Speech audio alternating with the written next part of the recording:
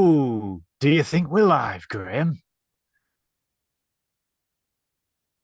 Are you I've sure, just got to Graham? take my bloody microphone off mute. Yeah, that would help if you turned my phone on so people could hear your lovely voice. I'm trying to save energy. It's like the microphone. It's like the cost of living and all that.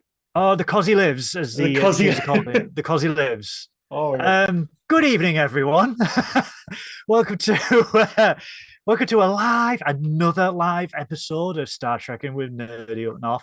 I am one of your hosts, Captain Goodwill, and I am joined by the lovely, remarkable Admiral Donaldson. Hello, sir. Hang on. Have you just made yourself a captain? Are you actually? What have you done to deserve captainhood? Excuse me, I made you an admiral. So That's a thing. That's shut your not a thing face that and enjoy captains it. do. That's not how promotion works. It is in my world, Graham. I'm an admiral. That means technically I'm a villain. It's like as we Oh, saw throughout yes. all of TNG, Oh, all yeah. admirals are dickheads. All And then we admirals are have it dickheads. in Picard where like an admiral turns up and then everything goes to hell. It's like it doesn't. Yeah. Us But and like yes. admirals and Luxana Troy are the true villains of Trek. I'm putting that and Keiko and Keiko. There we go. Controversial opinion straight off the bat, guys. Luxana Troy is a villain, and Keiko, the passive aggressive wife of the greatest That's Starfleet officer that ever lived, is a villain. I want to What? do an episode purely on Keiko because I found myself being obsessed with disliking her, like, and just being how unfair it is. But then at the same time, you're like, I feel so sorry for Miles. Oh my god! We are straight in tonight, guys, with controversial opinions. And none of it is relevant to what we're meant to be talking about. It's just Or me is going it? off on one. Or is it? Yes, good evening, everyone who's watching in live. Hello, Donna. Hello, Nerdy Up North. I see Oh, you in the chat, you sneaky little backer. you Um, sneaky little Donna. Oh, hello, Donna. we are here to discuss episode 5 of season 3 of Star Trek Picard. Like I said, I'm one of your hosts, Captain Goodwill, and we've got Admiral Dawson as the other host. I'm a How are troublemaker. you? How are I you this week? I am dead to the world. I am, you know, that weird thing where you actually experience burnout and you just, you like, you know, where you just go, wow, I can't actually think straight or function, but you have to keep going because you've got stuff to do, you got deadlines and things. And it's weird. I've never pushed through it this far, but yeah, it's like, wait, I was up till 3:30 last night. So my day yesterday was I wasn't in work. I got up at 9 a.m. and well, I went to bed at 1 a.m., got up at 9 a.m., and then was editing the Snatch Talk episode until 3:30. So how many hours is that? Like 16? I don't know. That's a lot of hours. Yeah, and then work today. So that's great. But the thing that kept me going was waiting for Picard. Oh, Snatch Talk is out. If you search on YouTube for Snatch Talk, that will appear. So watch it because that took It's a lot of time. But yeah, what got me through it was going, then I can rest on Friday and we can watch Picard. It's just it it's keeps yeah. me going, man. It gives me life. It's been a long old week for a lot of people. Same here. I'm feeling rather burnt out. This will be my 4th appearance thus far on Nerdy Up North in some way or another. I am sure most people are sick of my awful mug by now, but I am very much the same as you. The thought of Thursday in Star Trek Picard kept me going. As you can see, eagle-eyed people behind, I have got the ship of the week yet again. I have now got the Klingon bird of prey fully lit up for all you avid Starship aficionados. We need a theme. We need Ship of the Week. Ship of the, but we need to do it in like a really out of touch ship of the week Ship of the Week. because that's how we all feel. That's the mood. But yeah, so Thursday, Star Trek Day, and I received a lot of messages from a lot of people going, dude, don't go on social media until you've watched it. And then I saw a tweet from Terry Metalis, who, by the way, liked one of my tweets this week. Plug, plug. And there was a little tweet from Terry Metalis basically saying, if you like Star Trek, don't go on any social media. And I was like, oh my God, someone's Yeah. going to. And I was just like, something big's going to happen. But I watched it and I watched it again today. And I'm like, yes. And I can't wait to talk about it. So all of mine and Graham's energy is being diverted to our brains just for tonight so we can get through this review and share it with all of you. I mean, if only there was some kind of medium that we had to talk about what happened on this week's episode of Picard. I mean, wouldn't If that be only. amazing if that actually existed? If only, If only. because it's just me and you in this Zoom call. It's no one else. Yeah, that's Oh, it. there's a chat. What? Well, according to Nerdy Up North, Donna is our science officer, and oh my God, yes, I am here for that. Donna I think being a that's science it. officer, Yeah, that would no, be I, I amazing. I I agree with that. I think I'd like to be a science officer because we were talking about this because obviously like my friend was going, oh, I've got my Star Trek like uniform sort of jacket kind of thing, and you've got your Mm. captain Yeah, yeah, yeah. shirt and whatnot. And I'm like, which one would I get? And I think I would. I think I'd get Science Officer Blue. I think I'd go in Ooh. the steps of Jadzia, I think. You do suit blue in your latest snatch talk. You do rock a rather stunning blue dress, and you also matched with the Yeah, makeup with the as well, eyebrows. which was It's really beautiful. it's really difficult because the week before I had like a denim dress on, and then this week I Mm, had to wear that dress for a if you're just tuning into this, I'm a drag queen. Otherwise, none of this makes any sense. But yeah, the week before I was wearing a denim dress. I just was like, oh, I haven't worn this in a while. And then this week I had to go to a show and perform wearing a particular outfit. So I just kept that and I was like, oh bollocks, it's blue again. So I had like exactly the same makeup 2 weeks in a row, but no one called me out in it. So that's kind of cool. I think what you should do if you ever wear the blue dress again, if you want to be a science officer, just sneak a com badge onto the left hand side. Well, this is the weird thing. I was in, where was I? I was in Traveling Man the other day, and they had like the little com badges that you can buy, and it's like No way. official Trek merchandise. But I never even noticed that they all changed depending on the season.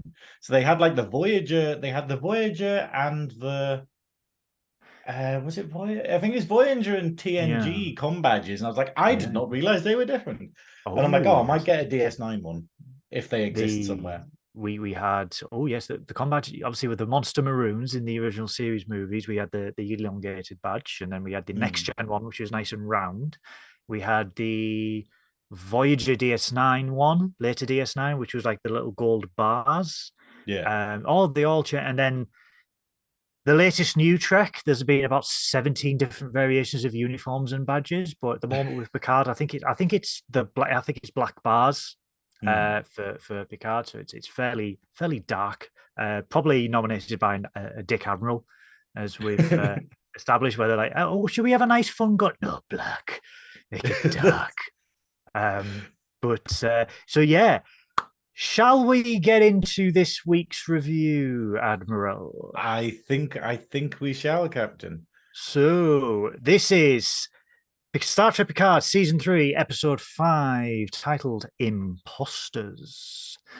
Mhm. Um, so obviously the show opens up with the lovely. I'm loving this MCU Star Wars type thing where every episode is the Titan flying through it. It's like Star Trek, and it's like Yeah. every show has that now. So you got the Cerritos in Lower Decks, you got the Titan in this, and then probably gonna have Discovery when if Discovery ever bloody comes out because it's been put back a year. Um, but we get this great scene that opens up with the bridge crew on a late shift, and they're all interacting with each other. And I'm genuinely warming to this bridge crew. I would love to know Mhm. more about this ensemble cast: the Bajoran helmsman, the Vulcan science officer. I totally forget what the ops officer is in yellow with the I green. yeah, I was like, what race are you? Like, have we seen them before, or is it I just don't think we have, hmm. no. But we get this great banter between them all, and then Jack just strolls onto the bridge in a Starfleet uniform and starts putting holes in them. And it's like, oh my god, has Jack finally gone Yeah. nuts? And then you see all these red vines again with the red vines. Red vines all over the place, and then that the alien goes, "I know what you really are," and she's got these really creepy vines growing on her face, and then Yeah. he shoots her, and he's got tears in his eyes, And next thing, he's in his quarters holding the gun, just stood holding the gun, in which he drops, Yeah. and you realize it was some sort of like hallucination. Well, this is the thing. It was like the problem was it kind of happened, and then it was quite annoying because obviously everyone online has been talking about, oh, we'd love a show that basically has like Shaw as the captain and the crew of the Titan as like the cast. Mm. And then I was like, oh God, imagine if this wasn't a dream and they just killed them all off. You'd be like, no, after a Oh my week of god. everyone getting really excited. But then it does that, and then it goes, oh, it's a dream, and you're like, oh, thank God. And then it cuts to him having the gun, and you're like, oh, it was a dream, but oh no, it felt like a double bluff where it Yeah. was just going, actually, no, he did kill all of them. And so I was very relieved after the titles had gone that it's like, no, all of that was it. He just picked up the gun. Did you hear the voice he was hearing that was telling him to come home? I could have swore it was Vadik. When this is the thing, I had the bloody subtitles on again. It said Beverly. It said Beverly's No voice. way. Yeah, and I'm just like, what? What is this? Spoiling bloody why? 3 weeks in a row, the subtitles have done this. Yeah, it's the Amazon, bastard behind them, and it's like Bezos. I'll turn these off, but at the same time, I was like, they do make it a bit easier. But yeah, see, this is the thing. It's the idea of I'm tempted to put my like stake in the ground and be like, I'm sure there's some kind of mirror universe thing here. Because something about this, because it's obviously what we see later in the episode where Beverly doesn't seem to know what's going on with him, but then the subtitles are suggesting that there is a Beverly that knows stuff about him. I don't know. That's how I feel about it. But then again, maybe he's a changeling. Maybe he's a changeling, and the voices to come home are basically, come back to the Great Link. We've got loads of stuff, lots of goo. Lovely. I have a theory, but I will share this I've got theory. a theory. I will It's share like this random theory. Buffy reference. I thought you were doing a bit of Frozen there. Do you want to build a theory? I literally watched Frozen the other day. We're meant to be talking about Star Trek, but I was so burnt out and like really exhausted on Tuesday. I was like, let's put something on. Let's put Frozen on. I was like, this is amazing. Did you sing along? Anyway, Star Trek. I will get mad. I'm so tired. I will just go off on one. So sorry. But I have a theory, but we'll get to that later on in one of the other scenes where I think it's most relevant. So then we get the opening titles as per usual, and then we get another captain's log. I am here for captain's logs, and I am here for accurate star dates. 78186.03, which is exactly 22 years after the first episode.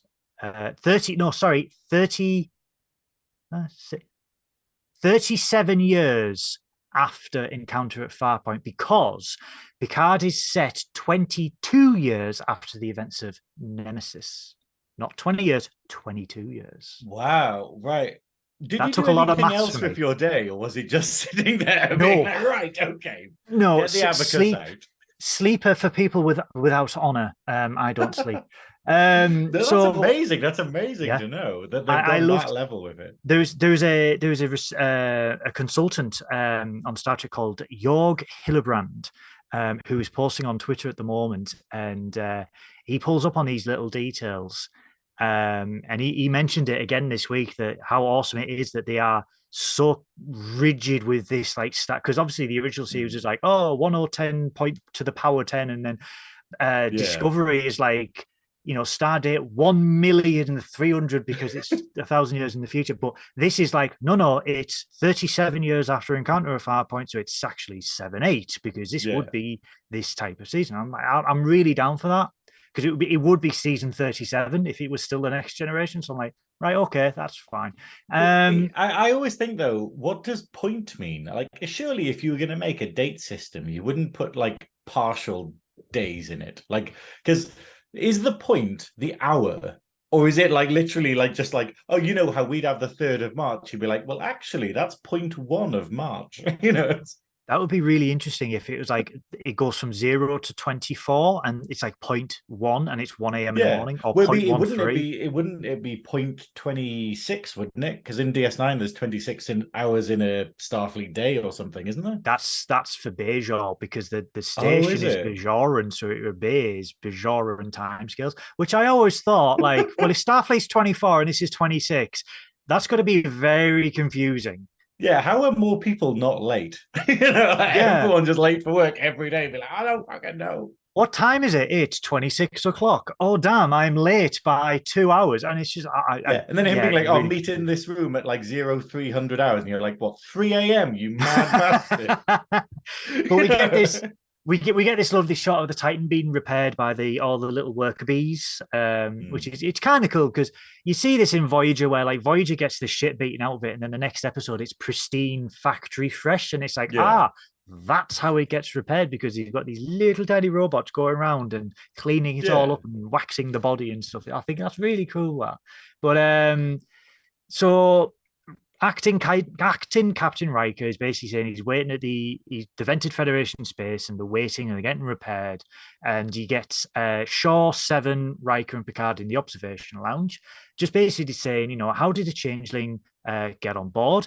And Mhm. Seven comes up with this really good thing that says, since the Dominion War, every officer has to go through a screening on the ship to Yeah. prove that they are not a changeling before they report for Which duty. And I makes thought, sense. Like after the yeah, Dominion War, you'd be like, "Hey, we've signed a peace treaty with you. However, we're gonna yeah. put some checks in place." So they're talking about turning. Riker and Picard are talking about turning themselves in. Riker relieves command back to Shaw. Still here for Shaw. We need a Shaw series. Don't care what I anyone love says. this. Yeah. I love the the command codes, the reinstatement, and how Shaw's just like, oh, well, I love that little thing. Is that actually what you get in the Navy? Because obviously all of the Star Trek rank is based on the Navy, isn't it? But Oh, where it's just where like, I oh, relieve you of you are command. relieved, I stand relieved, and I love that little back and forth that you get in the military. Potentially, because this is all to do with like data recordings and stuff. So if the Hmm. ship is if the ship is doing this one massive black box and it's like transfer commands and stuff, and it's like, yes, command was relieved at this exact Yeah, second and stuff. It might because someone asked years ago, they were like, why do they actually say I'm transferring auxiliary power to shields? I am making this, I'm doing that. And I'm like, well, yeah, if the ship is ever destroyed and there's a black box, they will know exactly what happened up until that point. If there's yeah. an accident or up until that, and I'm thinking, yeah, and they must do that in the navy. Well, Surely they must. someone probably listens to it as like ASMR. It's probably, or it's like on Audible or something, where it's just this idea, just going to sleep, being like, "Oh, phasers are now turned on. Oh, well, transferring auxiliary power to like me toothbrush and that." We need Maybe more Geordies in Star Trek. I don't know. Geordie's. Well, remember, no, it was Geordie Star Wars, wasn't it? Years ago. Uh, That was oh, like I'm your the dodgy father. VHS that got passed Oh around my everywhere before days. YouTube existed. So Riker transfers commands back to Shaw, and Shaw's like, right now that's all sorted. Just to let you know, call Starfleet, they're on the bloody way. So I'm going to give you time as a courtesy to get your bullshit story straight. Bye. And I I thought love that how was just like brilliant. happy he is, just how like chipper as he describes it. He's just so happy that they're finally getting like a comeuppance after they've made his life hell. Oh This yeah. renegade admiral coming in and basically ruining everything for him. But to be fair, Picard does say the next thing that he wants to take full responsibility and he wants to bore the Hmm. brunt of all the blame of everything, of jeopardizing the crew. Because that leads on to the next scene where he sees Crusher and Jack. Yeah. And basically says, we did this for you, and you can go and live your life, and hopefully it's a life I want to be part of. And Crusher's like, yeah, Hmm. yeah, yeah, that's fine. I want to cut up this dead changeling in sick Yeah. bay, if that's all right with you. And he's like, yeah, okay, cool. And then he tries to convince Jack to join Starfleet. Hmm. Now, this scene, and we won't spoil it for anyone just yet because we all know what's coming, but this scene was a foreshadowing scene Hmm. because Picard says to Jack, many a rebel have found their way to Starfleet. And Hmm. upon rewatching, I was like, oh, Shadowing. Well, it was one of these things that I was like, oh yeah, that has happened a few times. And then obviously the episode's like, and it's relevant, rather Yeah. than these sort of sleeper agent things they've had in previous where they mention it 2 episodes before it becomes a thing. This one kind of goes foreshadowing and then reveal. Yeah, I've just noticed on the video that Paul's changed my name to Science Officer Donaldson. Does it say no? Yeah. I suppose Science Officer Sonoy sounds weird. Science Science Officer Officer that's too many Donaldson. S's. Oh, that's Science brilliant. Officer, yeah, that's too many S's. And Science Officer Cyanoid. Oh no, I can't say that with a mouthful of chips. no, That that's would it. not. It would need like an apostrophe or something, or, We or need to like get some you a kind blue of cough uniform. noise. Yeah, Um, we need to get you a blue uniform. If we ever go as a crew, we need you as a science officer. We need to have you walking around with a tricorder as well, yeah, catching no, and that's detecting it. But irregular anomalies. but I'd be a terrible science officer. I'd Oh, just be like, no. ah. No, actually, I'd be a science officer, but I'd be like a Hellraiser one, like Dr. Shenard from like Hellraiser 2, where Oh he's my like, I prescribe, what is it, mutilation or something. I forgot what he says, but it's this idea of going, okay. Oh, Like, but we get so after the Jack and Picard scene, we do get finally after an episode missing Worf and Raffi, yay. and they are just dueling the shit out of each other, training, and we get that fucking awesome Klingon music that I love so. And Worf, Michael Dunn is so goddamn trim nowadays. It's so scary because you were telling me on the last episode about, well, Yeah, no, second episode, but it was the idea of like, I didn't realize he got fat. Like, I haven't been to the conventions, I haven't really been paying attention. And you just being like, oh no, he's really got back in shape for this. It's like, that's crazy. yeah, But yeah, obviously he had to because you were saying he was going to die. So yeah. yeah, So that's probably the a good reason, really. yeah, so they're having a duel, and Worf basically says, you need to basically show a little weakness so the enemy can show their weakness. Hmm. And the dueling's cut short because they get a transmission from Worf's handler. Hmm. Because they want to basically go to Daystrom Institute and find out what weapon so catastrophic, more catastrophic than the portal gun, the cake is a Hmm. lie, that the changelings have the changelings sect terrorist group. Yeah. What did you say? The splinter group, shall we say, Yeah. It has might stolen be a sort of a book club or something. We're not a entirely book sure club. of their intentions Yes, yeah. yet. Is it? Are we saying that Charlotte's book club goes rogue and starts stealing weapons from Daystrom How do Institute? we know that Charlotte isn't a changeling? Oh Exactly. Like, damn! Oh damn! Yeah. actually, to be fair, Beth in the chat, I'm wondering if Beth is a founder. I'm thinking. Oh, Although I, she's got honey Cheerios. oh, Oh, I'm that's jealous Vorta now. talk. That is Vorta talk right there. We Young's going to be finding those Honey Nut Cheerios. So They yeah, so can't they get. taste, can they? Water don't have a sense of taste, do Oh they? no! Oh, well done. Yeah, I don't know. Actually, Wow. they do. They don't have a sense of art. They have great hearing. They can't be poisoned, but then they don't. Yeah, I don't know. Maybe they have a really crap sense of taste or something. But yeah, Well, let's not forget that Iggy Pop is also a Vorta. yeah, but that's drugs.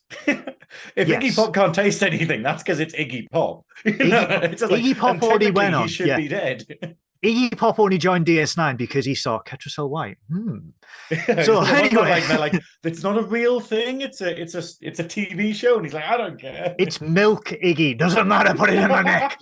So, so, so Sorry, my mission today is to derail this as much as possible with random Trek bollocks. I am so sorry. what was it? Yeah, so they get a call from the handler because they want to go to Daystrom Institute, and the handler says denied, Yeah, absolutely denied, and they are, for want of a better term, they are cock blocked by the handler, and Raffi just does what Raffi does and loses her shit again. And Morph is all, he's all chill, he's full of chamomile tea. He's like, dude, yeah, chill, and then he's just like, fucking no, and just yeets a knife straight into the floor. And I love the fact she goes, every time you're mad, can you stop putting holes in my floor? And yeah, I'm here for the dial. I'm here for the banter between them two. They just, it's chalk and cheese, and they are so perfect for each other in this yeah. show. It really I works. absolutely Like love it. it's that good cop, it's that buddy cop kind of thing that they've got going on. And obviously the dialogue's written, so it kind of suggests that they are building a relationship. Like we're not seeing it as much, we are seeing it on screen, but the idea of going, yeah, this isn't the first time that Worf's like thrown random daggers in the ship or something. And I really like that. I I love like it that. though in the next bit where Raffi basically does a search for who they're looking for. So basically, Mm. like, because obviously they mention, oh yeah, it was Sneed was the person who would know everything, but you cut his head off, War. Ooh. But they go on about Daystrom Station, and they say Hmm. Daystrom Station is guarded by a highly sophisticated AI. Now, Yeah. now, Goodwill's theory of the week, one of his theories of the week, the Yeah. sophisticated AI is Moriarty. Imagine. Wouldn't you have are they just mad? Like, genuinely, if the people at Daystrom were just like, hey, we found this AI built out of a Sherlock Holmes novel of a fucking supervillain. Let's put that in charge of everything. It's like But an AI that is capable it's of one of beating those like data. bad decisions that leads to a full horror movie. It's like Yeah. those bad decisions of like going, hey, let's go camp out in the haunted woods. This is another Admiral decision, I feel, Yeah, if it he's is some mad Moriarty. admiral. He's like, actually, lol. Madmiral. Ah. Madmiral, yeah, Madmiral Donaldson. There we go. But so they like you said, Raffi finds Kryn. Yeah, but Um, did he notice what was also on the screen when it did that? Morn, It was Morn and Brunt. and Brunt, Liquidator Brunt, FCA, Yeah, who knows what Jeffrey he is now? Combs. Maybe he's not even a liquidator anymore. He's probably been downgraded. Maybe Rom just fired him.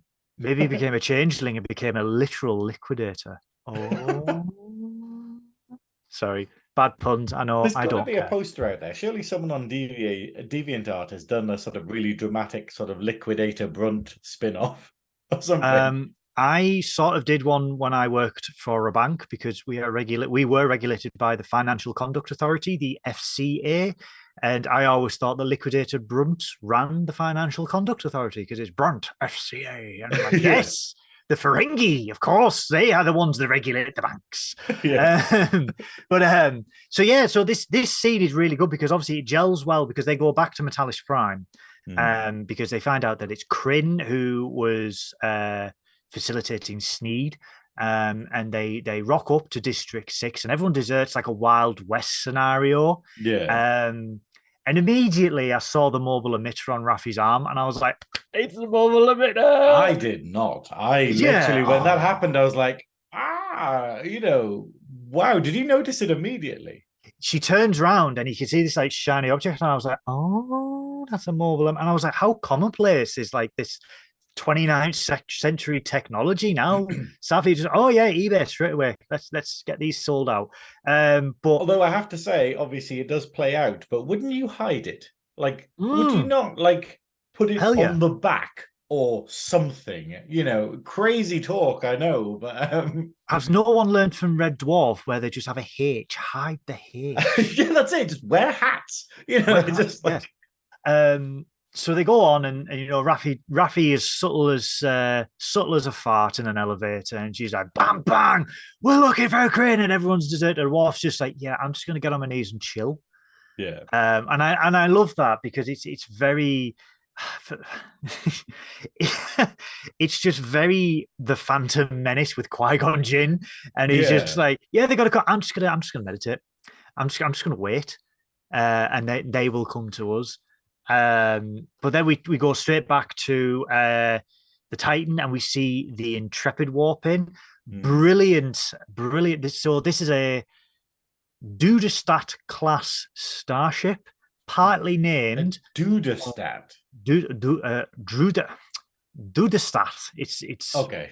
part. I'll tell you what. It's part of a German town. It's Hmm. partly named after a German town and partly named after Doug Drexler's late wife, who sadly passed away last July. Oh wow. So in honor of Dorothy, who was nicknamed the cook of Star Trek, she made all the food that you saw on screen from like Really? DS9 on. Yeah, yeah.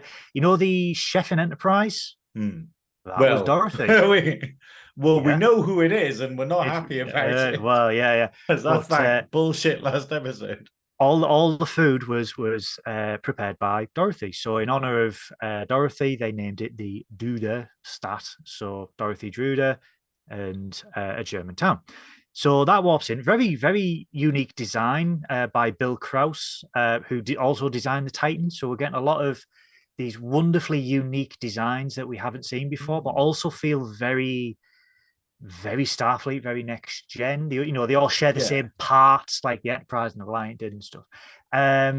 So the Intrepid says, Titan power down, await for a shuttle, and then they get hailed, and it's like, they want to send a security team over via shuttle, and Shaw's like, well, why are they sending a shuttle and not a transporter? And immediately, right, my daft ass went, Yeah. is it McCoy? And Well, I'm I like, was well, thinking, is it McCoy or is it Pulaski? Imagine after damn, we were talking about it, you would yeah. just be like, oh yeah, Pulaski's back, bitches. Oh man, she must have like fleet admiral status by this time because yeah, she's in her 90s in real life. I think she's probably fleet admiral because she killed everyone under her, everyone above her. She's basically done things the Klingon way. she's Oh yeah. she's Well, risen to the top. she's an honorary Yeah. Klingon. Well, I think the most interesting thing about this is a bit of when we talk about foreshadowing, how creepy and dramatic was the music. You know that shot where it goes into this Very. scene and it shows the Titan and it shows the Intrepid, and it literally just has like super villain music in the background, and you're like going, well, this is Mm. going to end badly, you know. Especially when you think it's like it's a Starfleet ship, it's like, yes, Yeah. we've got backup, we've got to start. And it's like the undertones from the music alone, it's just like something's not quite right. And then it plays on with the shuttle Yeah. as well. And And then you're like, I kind of, I don't know how I feel about this because the fact is, where we're talking about the subtitles spoiling things, it was kind of like, and we can blame some crazy psycho who's just like, don't know what a changeling is, let's just put it on the screen. yeah, That's not a big spoiler or anything for people. But with this, I was like, oh bollocks, the music is actually spoiling it a bit. Like it's it very would have been sus, isn't it? better to kind of have it being like, oh, cool, you, and then be like oh, there's something really weird going on. Yeah, yeah, But I don't know. I liked it because I thought it was really good music, but at the same time, a bit like, weird tack. yeah. Nerdy Up North has just said in the chat there they would like to see more Trek Red Dwarf crossover. Funny you should Can you say that. imagine? Funny you should say that because I've got another tidbit for you. Jupiter Mining Corporation, which is the owner of the mining ship Red Dwarf, is actually canon in the Star Trek universe because Doug Drexler, who is a huge Red Dwarf fan, Yeah. insisted that on the information display on the On the promenade, promenade, yes. there would be an office for the Jupiter Mining Corporation. I remember this. It's crazy. Yeah. And it's just there on one of the things. It literally is. And what I found most wonderful was when Star Trek Online updated the DS9 map, you can actually zoom into that board, and there is every single name he put on, and there's Jupiter Mining Corporation. And I'm just they like, kept it in. They've just gone, yeah. So Red Dwarf, canon in Star Trek. So Lister, canon. Crichton, canon. That's all I'm going to say. It's crazy. It's crazy. Oh, Beth's come back with her honey Cheerios. Ooh. Oh, she's an absolute enjoying maniac. it like a water. Absolute maniac, I'm telling you. Is it ketchup cell white instead of milk? That's what I want. Can you imagine? Yeah. Like, I'm buzzing my tits off.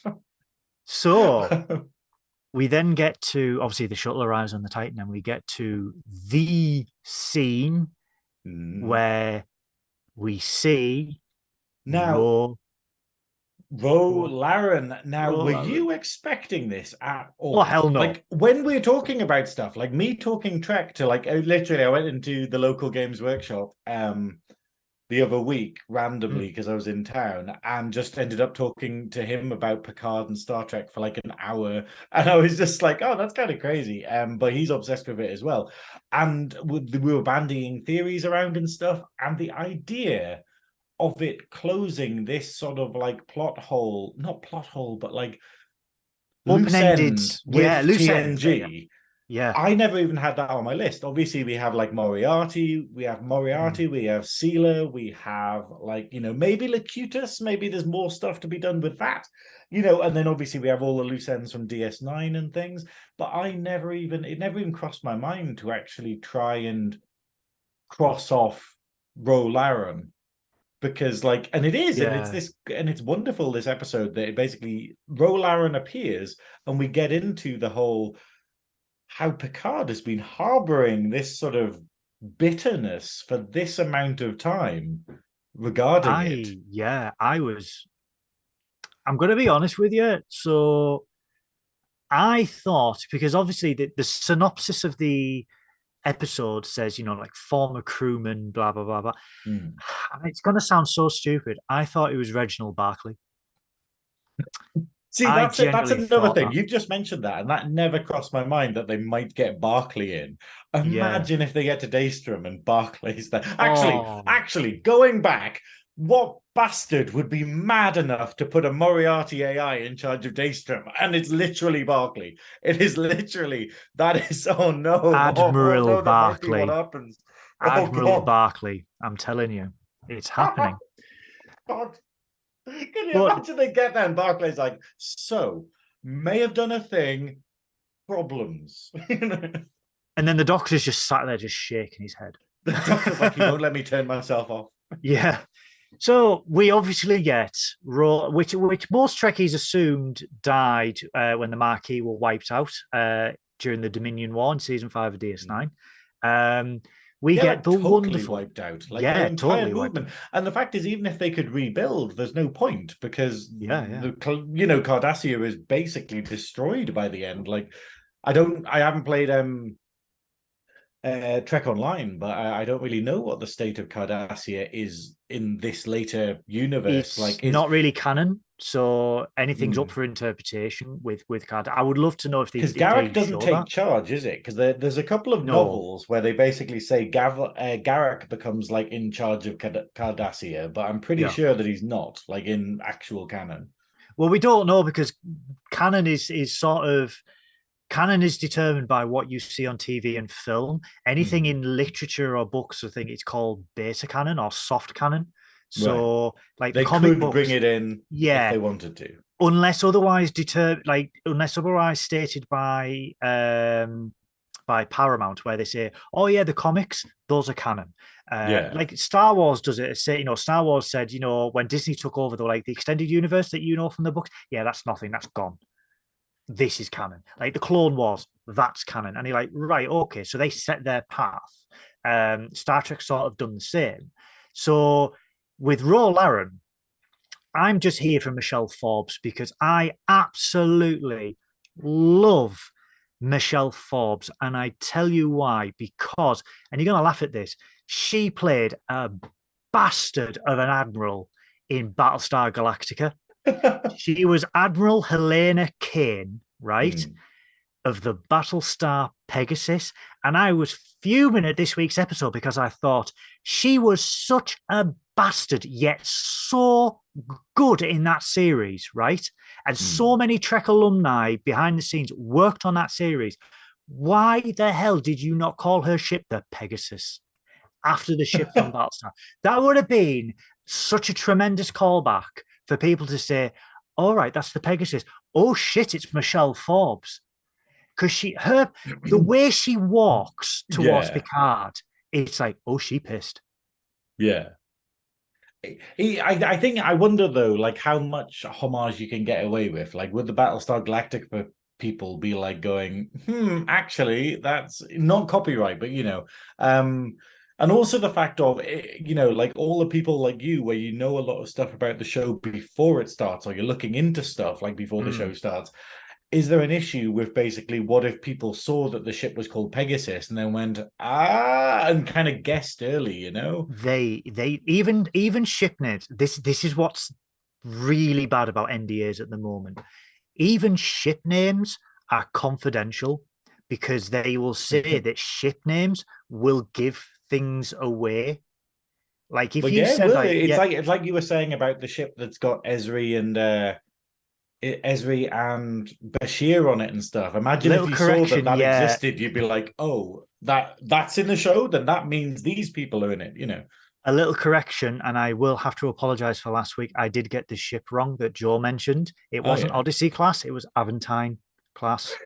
So I Nobody doth noticed Goodwill. I doth my I know, but I felt like a Burke all week, and I was just like, I need to make a public apology. I need you to right sound this wrong. you sound like me after a performance where I'm like, oh, I didn't do this movement right now. It's like no one noticed or cared. No one knew that was supposed to be the way it was.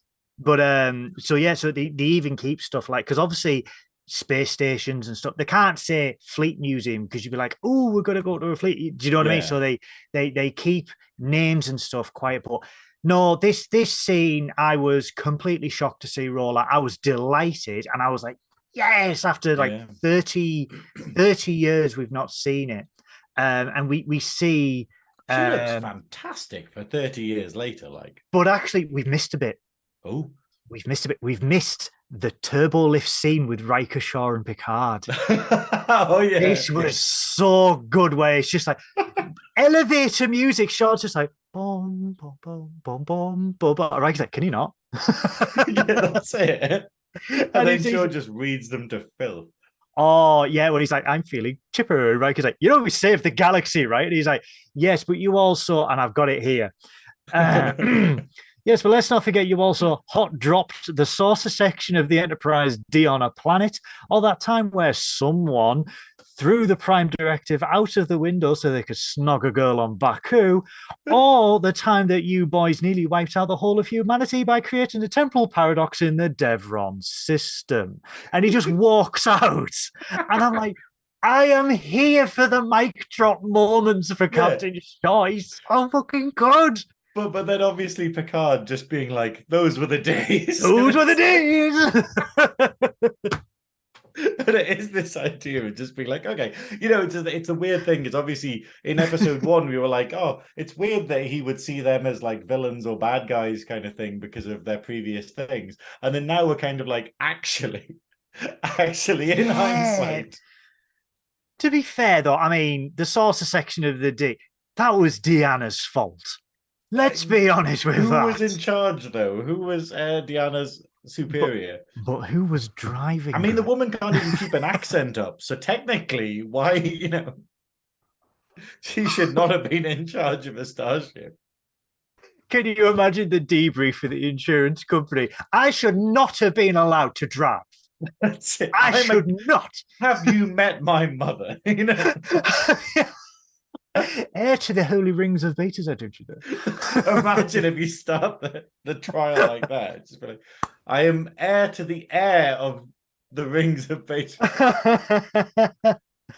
That's what I want to see. That's the one thing I think we need from this series. What happens to the sacred chalice of Rix?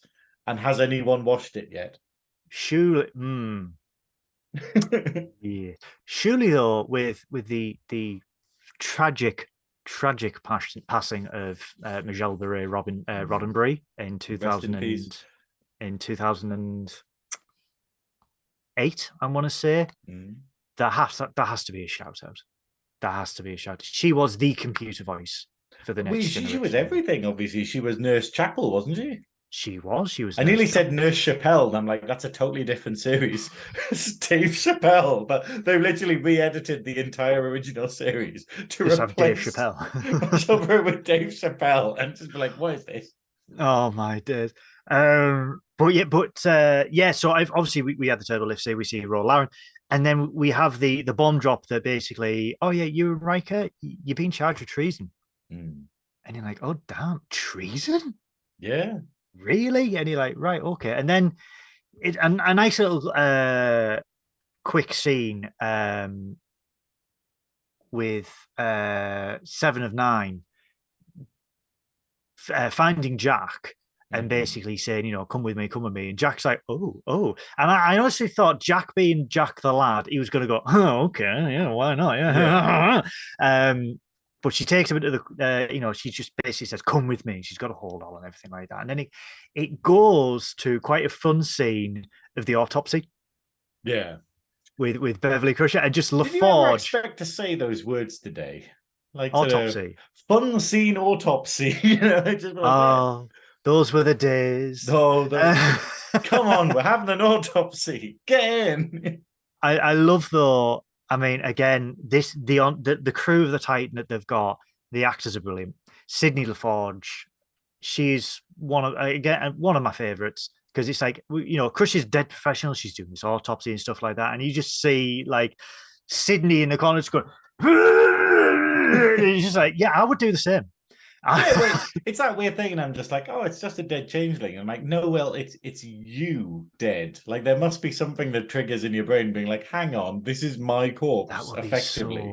That would be so weird. But Crusher does answer a question that me and you both had last week with the changeling. That Yeah, strange how it's kept its form after it's died because they normally revert to liquid. And I was like, yeah, yeah. Or yeah, explode or crumble. They do anything that isn't retain their shape, basically.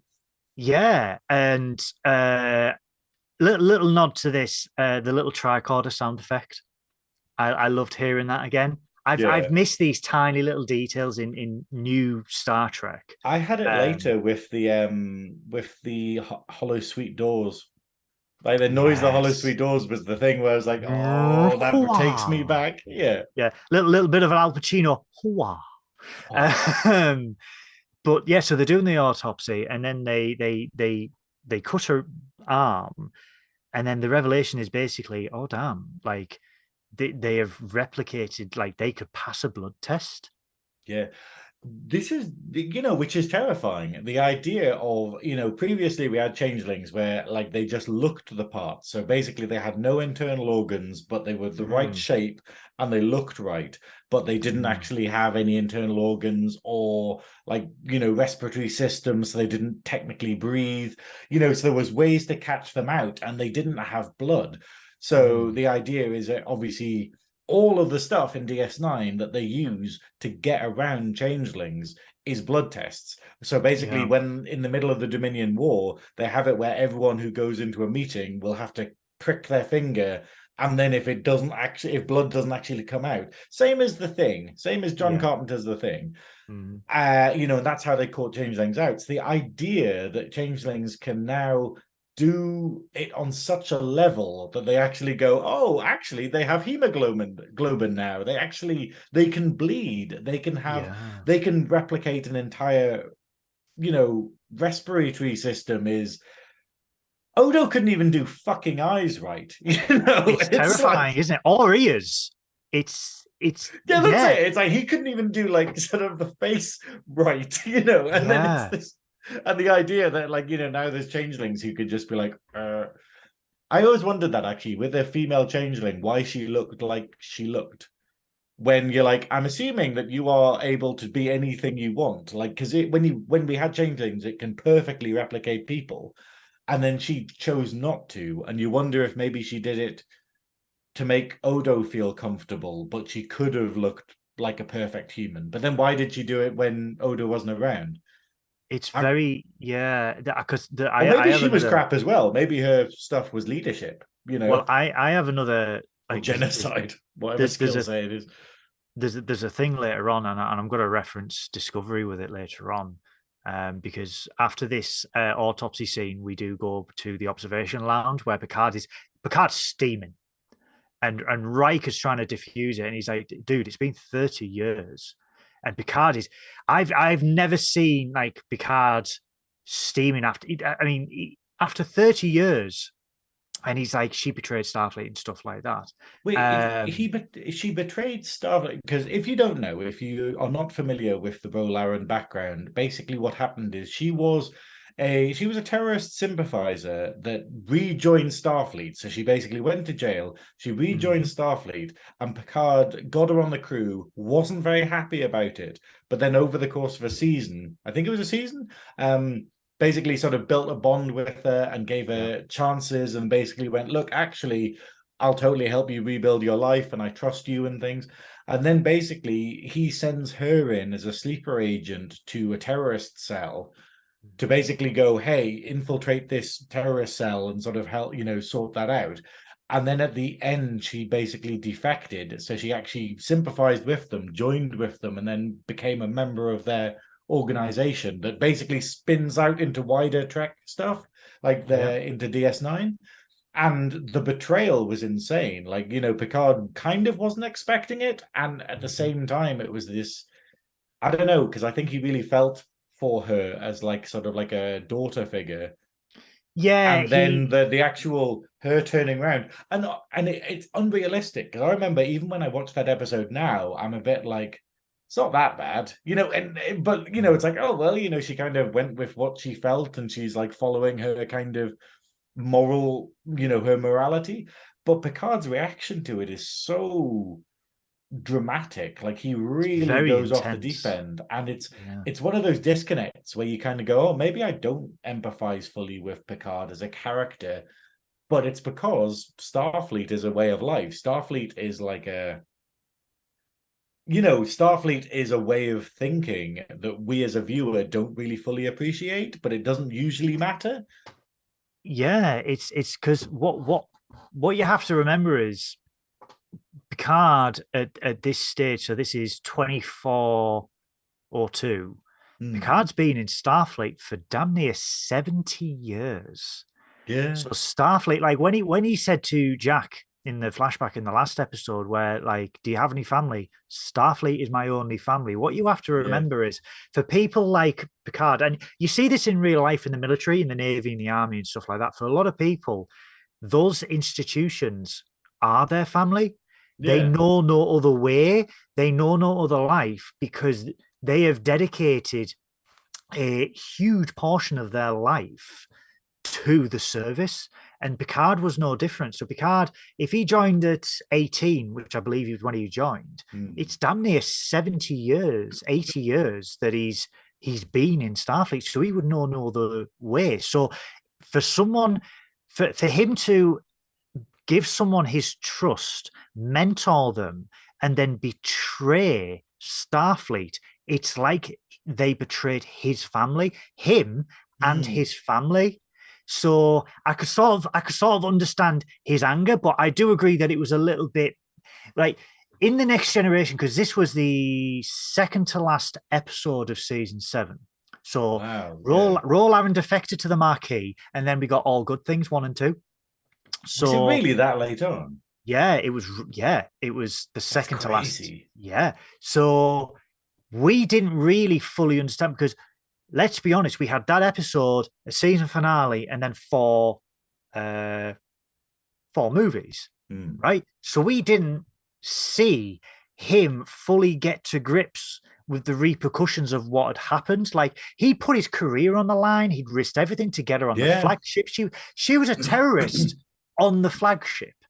So for him to do that, he probably put a lot on the line for that. And then for her to defect, it probably, you know, Yeah. damaged trust in Picard at that. I mean, I know a lot of trust in Picard was damaged because of Locutus already, But but yeah, that's it. that, it's really bad. But when she comes into the observation lounge, and she wants to speak to Picard alone, she's moved most of the crew off the Titan to the Intrepid as well. So I'm like, Hmm. okay, that's a little bit odd.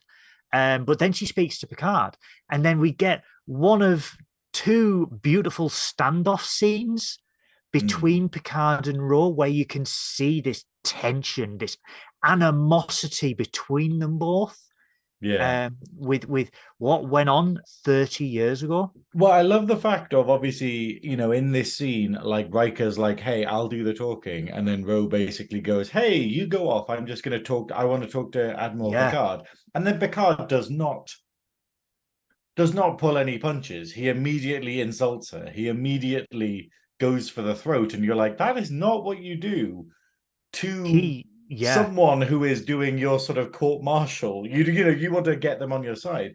But he's so passionate, and he's so angry and bitter about this betrayal, and he's been harboring it for 30 years. And mm, it's weird to come back, because obviously we were saying that Picard has, in seasons 1 and 2, wasn't Picard, because he mm, wasn't acting like Picard, he wasn't doing that. And then in this season we're kind of going, No, it's all it's written so well that you're like, oh no, he is a nice guy. He's Yeah, become compassionate. He's become a family man. Well, he wants to become a family man, but there's still these wounds that are still there, like Roe. yeah. And I think it's wonderful that it's kind of yeah, it feels like Picard. This feels like Picard in this show, and it's weird saying that when it's season three. He is I would coin the phrase an evolved Picard of 30 years. Hmm. Well, no, sorry, evolved Picard of 20 years since Nemesis, because 20 years will change people. Do you know what I mean? Hmm. Not to a great extent, but it will change people. So That's um called age. it's Goodwill. called age, it's called That's wisdom, it's got time. yeah. But time does not heal all wounds, as we saw with this. So he's immediately saying, how can a a terrorist defector Yeah. find their way into Starfleet? And he's probing her and he's probing her. And then she goes, let's just get the elephant in the room out of the way. Cuts her hand. She's like, I'm not a changeling. Yeah. And he's like, right, okay. But then he's still going, he's like, really, you can feel the rage in his Yeah. voice as he's talking about it. And then he's like, "You're not wearing your Bajoran earring." Mm. And then the scene changes to Jack, Because where they go obviously, into the water. just as a bit of background in this, in TNG, as a Mm, Bajoran, she wears like an earring, mm, and it's like a symbol of her religious faith. yeah, And they told her to take it off because it's not like standard uniform. And then what they did is they gave her a concession to wear it, yeah, so she was able to, which is like Picard backing down a little bit, which is like him, like I say, going out on a limb for her from this rigid rule system. But then she's not even wearing it now, and he's like, "Hey, have you turned on that as well? Like, you betray yeah. me, and now you're turning on your actual faith, and that's why you're not wearing the earring anymore." But it's also tricking the audience to go, "Is this really raw?" Yeah, that's it. Yeah, if she doesn't have the earring, because the Bajoran earrings are basically they're like those I don't know what they're called, the Klingon daggers, where it's basically a family heirloom. So if you lose it, then it's a sign of Mm. disgrace. The same as Or the Worf's Bajoran baldric. earrings. Yeah. No, no, the daggers. Yes. Yeah. Yeah, because I remember the episode, I think, is it in DS9 where basically yeah, where Worf gets to meet the captain of the Klingon ship because he beats up his son and steals his dagger, and is like, and his dad's like, "Hey, I have to collect my son's dagger because it's irreplaceable," and it's. Mm. Yeah. But Yeah. no, but Yeah. it's like that, and it's the idea of like you could replicate it, but someone would be able to tell. So if she was a changeling, and if they're able to replicate blood now, then it's like, so the episode does a very good job of making us go, is this Rolaren or Yeah. is this a changeling? Yeah, it's very The tension is great.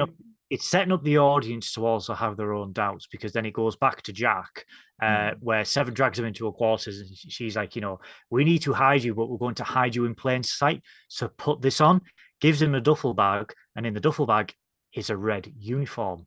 And he's Yeah. like, no, no, don't make me wear this, because obviously in the first opening scene he's wearing a red uniform Yeah. where he shoots up the bridge. I never noticed that. I thought he was complaining because he didn't want to be part of Starfleet after Picard had mentioned it. But then obviously, yeah, you're going, hey, he's had all of these visions where he's in a red uniform murdering people. Yeah. And yeah, actually, I did not pick up on that at all. Yes. But then we go back to Worf and Raffi on Metalis Prime, District 6, where we see a few lasers trained on Worf and Raffi, and then we get to meet That plan Kryn. went well. It did. But we get to meet Kryn, who is a Vulcan crime boss. Yeah.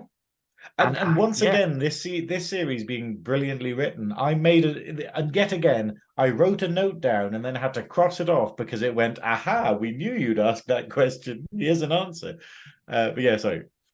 so obviously Kryn gets a thing, and Worf and Raffi are like, yeah, we've they feel very confident, but Kryn sees through their little subterfuge, because he immediately shoots off the mobile emitter, and he's like, "Do you Yeah. think I would not see a trap?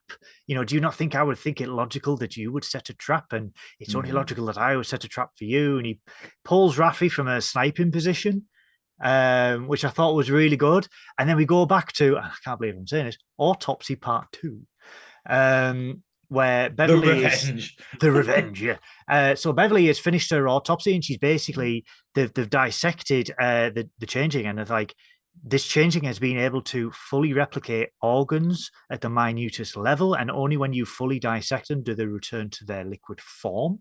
Yeah. Um, Which is which terrifying. yeah, In concept, we're just like, wow. Because the changeling's biggest flaw was basically they had to return back to their, liquid state after a period of time. Whereas this suggests that as long as they're not changing, if they're dormant, then they can just stay how they are, which that's terrifying. it's very terrifying because Beverly basically says this is not like a genetic mutation. This is an evolution. This is not artificial. This is like it's almost like an evolution. And then I sat down, I thought, well, hang on a minute, because we got a changeling in season 3 of Discovery. Now that changeling looked like DS9 changelings. Yeah. It didn't look like these changelings. So I'm like, maybe this like maybe they have like been modified genetically or something with this sect of changeling. Maybe Discovery isn't relevant. you know, Perhaps, but we'll go off. I get the idea of maybe the Yeah, Discovery people weren't talking to the other people. but But we'll gloss over that because we go back to Rowan well, the Picard, fact is, I where think we'll find out. I'm fully oh maybe confident with yes, this season that it's basically if it is that it's like a, like in Enterprise where we've got what are they called? The villains for the first series, basically they're like not shapeshifters, but they can go invisible and stuff. Suliban. Yeah, the Suliban, where basically they are forcing evolution upon themselves. Like they're, experimenting on themselves. Oh. So maybe it's the fact of this gang of changelings or whatever are trying to make themselves better. So it's not natural, but it's like a forced evolution or whatever to get better. Or maybe they just practiced more, rather than Odo being like, well, I can do a face. Let's just keep it at that.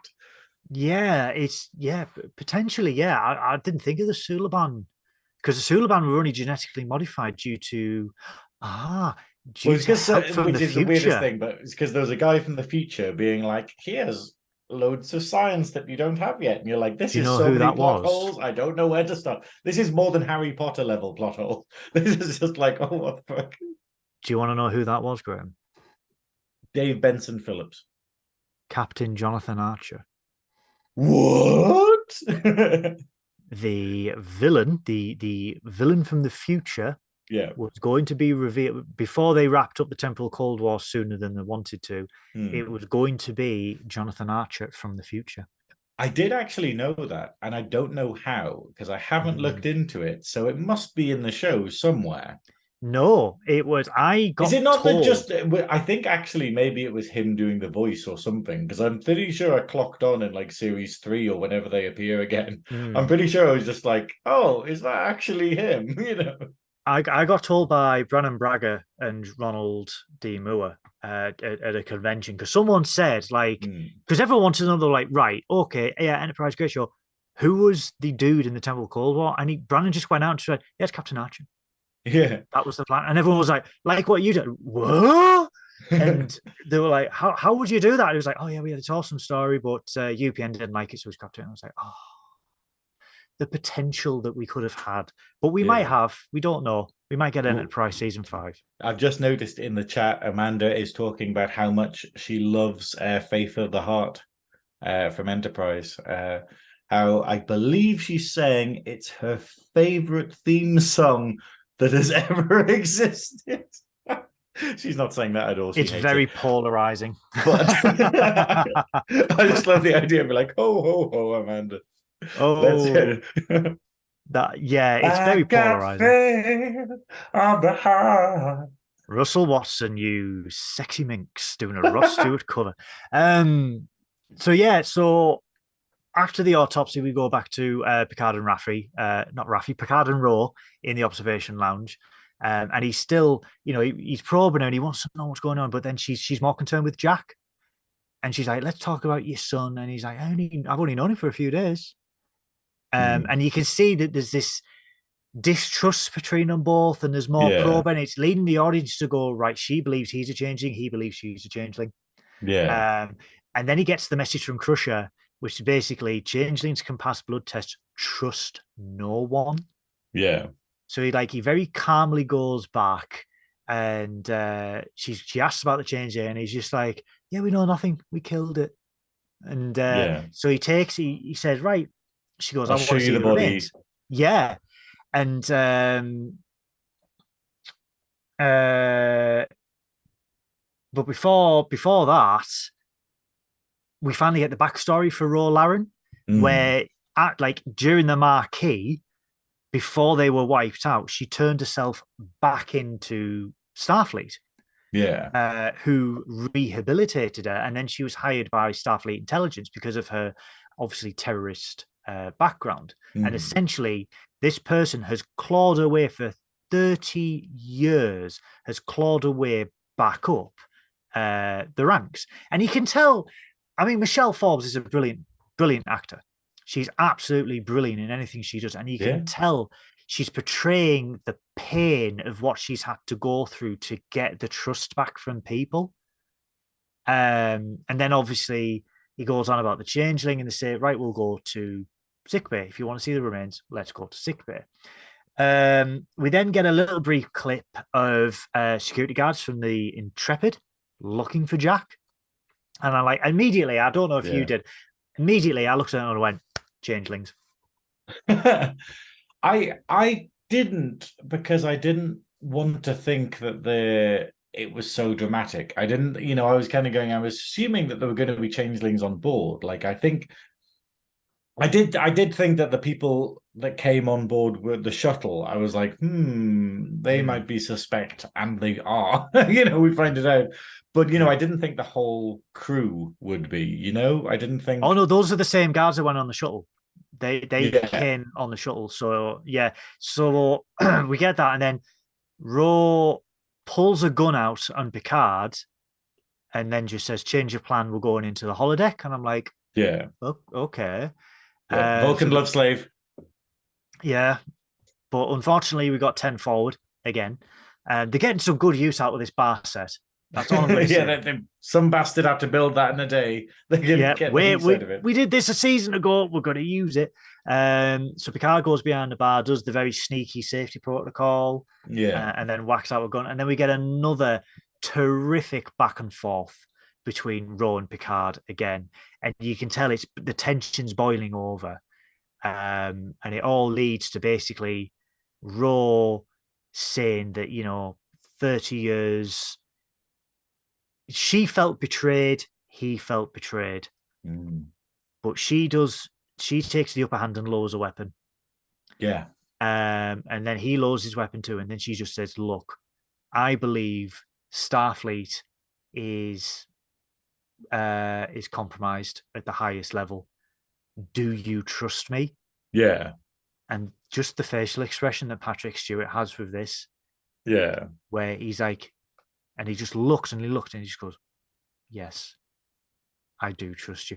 Those And two, yeah. that weird thing, that weird realization between them, like just him going, like, hey, you massively betrayed me. However, he does still trust her. And it's like, that's almost as good as the silent scenes we've had in the series Yeah. so far. The idea of that kind of actually, like, it doesn't feel bullshit like a lot of other stuff, like a lot of other shows where it just goes, oh yeah, I magically trust you now because of this random thing you said. This kind of feels earned, and yeah, I love that. But yeah, and the conversation they have, it feels like they're like getting all of this tension out the way, Mm. and it's so much exposition so quickly. It's like the equivalent of Shaw's moment from the last episode, and it's Oh, just yeah. fantastic writing.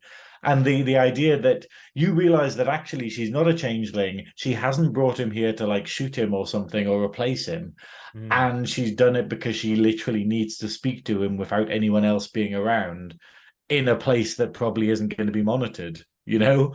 Yeah, it's beautiful. The back and forth between them is absolutely beautiful, and it works because these two characters have a history, and there is that animosity between them, And even after Yeah. all that, even after Picard is so furious that this person betrayed his trust, he still goes back and says, "Yes, I do trust you." Yeah. I love it. It's the depth of it. Mm. It's absolutely uh, possibly one of my favorite scenes. Possibly one of my favorite Yeah. scenes. I'm just so happy that we got a Ro Laren redemption arc because I didn't think I needed it, but then as soon as Yeah, she appeared, I was just like, oh, actually, yeah, it's a this is what loose I end wanted. that needed tying up. Yeah, Yeah. yeah. So then we go back to Metalis Prime with Worf and Raffi, both on the knees, and Kryn, the the Vulcan crime boss. I love it though, where he's talking about like, going, they're like Vulcans don't tend to do crime, and he's like, well, it's logical. It's Yeah, a perfectly criminal logical that you need a enterprise is criminal element. logical. Yeah, Yeah, and it is, and it's like bootleggers. It's this idea of going, yeah, actually, it makes perfect sense. But we've never thought about it before. It's great. it's again, it's terrific writing where it's like he's a dick, but he's got a point. Yeah. And I like that type of writing where it's like, yeah, you hate the character, but you also love the character because he does raise some valid points. And he's like, yeah, this type of thing needs a criminal enterprise, so it's only logical. And it's like, oh damn, I hate you, but you're so right. But then he gets them to fight to the death, Yeah. and even Which is, Raffi goes, it's really? fair. That's what I do with new people I've just met. Yeah, he's like, fight to death, really so cliche. And I'm like, oh, okay, so at least you know it's cliche. Um, but then Worf brings up what he says when they were dueling on the La Serena, where he's just like, enemy's aggression shows their weakness, and then they fight to the death, and Yeah. then great little dueling scene again, and Raffi just shanks Worf, Yeah. Shank. shank, and Worf is dead. Yeah. Duh. Duh. De R.I.P. in peace, Worf up there with the Angles and Princess Di. So then Up there with Princess Di, up there with that with queen, the Angles. with the Angles, and then we go back to the Titan, where they are still looking for Jack, and then we get this nice little exposition from Ro, where she's basically, she believes that changelings have infiltrated every single part of Starfleet. Yeah. That there's been 12 incidents of changelings aboard starships in the last few months, but they've been kept quiet. Mm. And then she goes, do you know about Frontier Day, which is like the 250th anniversary of Starfleet, or the Federation or Starfleet, both, I would say. And she's like, the fleet's got to be on shore, it's got to be on display, but Yeah. the security plans are kept confidential. So she's like, no one but the highest level knows Yeah. what's going on security wise. And she's like, Which but they're is all interested suspect in. as all fuck. Well, yeah, but they're all interested in They're all interested in Jack. And she's like, why Mm. would they be interested in Picard's like, well, I have no idea. I mean, Picard's only known him for 2 bloody days. So, of Yeah. course, he's not going to know. And then we get the reveal that Ro is Worf's handler, which I thought was kind of cool. Yeah. It ties it back because I was always wondering how they were going to play the Worf and Raffi stuff with Picard and the Mm. rest of them stuff. So It's a I weird like that. one though, because I saw this and I was like, how does he know who she is? Because like it seemed a bit odd. Like I'm wondering, is Ro his handler, or are they just connected sideways? Like because the problem is obviously Potentially, like when we see Raffi and Worf try to communicate get to Worf's handler earlier, it's totally mm, anonymous. So I'm like, mm, well, if he knew it was Ro, then why?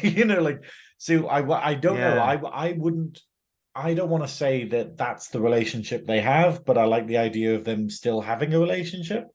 Maybe it was an encrypted transmission and he chose not to say anything, Maybe he potentially. didn't trust Yeah. Raffi to know that it was Ro or Oh, something. I yeah. don't know. Yeah, could have. Another shout out to Admiral Janeway again Yeah. in this little scene. It's seeming very much like they're going, hey, Voyager fans, Kit she coming exists. back. It's in Yeah, canon. It's in canon. it's in canon. But then obviously we get that, and then it goes back to Worf I and can't deal Raffi. with Picard and Janeway being mates because they've never been in the same scene yet, have they? They have Have on they? Nemesis, Star Trek Nemesis. Admiral Janeway tells him to. Oh She yeah, but goes, "How do you that's like fancy a a trip to Romulus?" but isn't that like just over a telephone? Like, Oh yeah, that's yeah, yeah, yeah. so they haven't been in the same room. So like, like I've totally forgotten her name. Admiral Janeway, Yeah, the actress. Kate Mulgrew. Kate Mulgrew. How did I forget that? No, but we've never seen Kate Mulgrew and Patrick Stewart in the same room physically, for an Could the episode kind room of thing. Like handle they it could have though? just filmed that totally separately.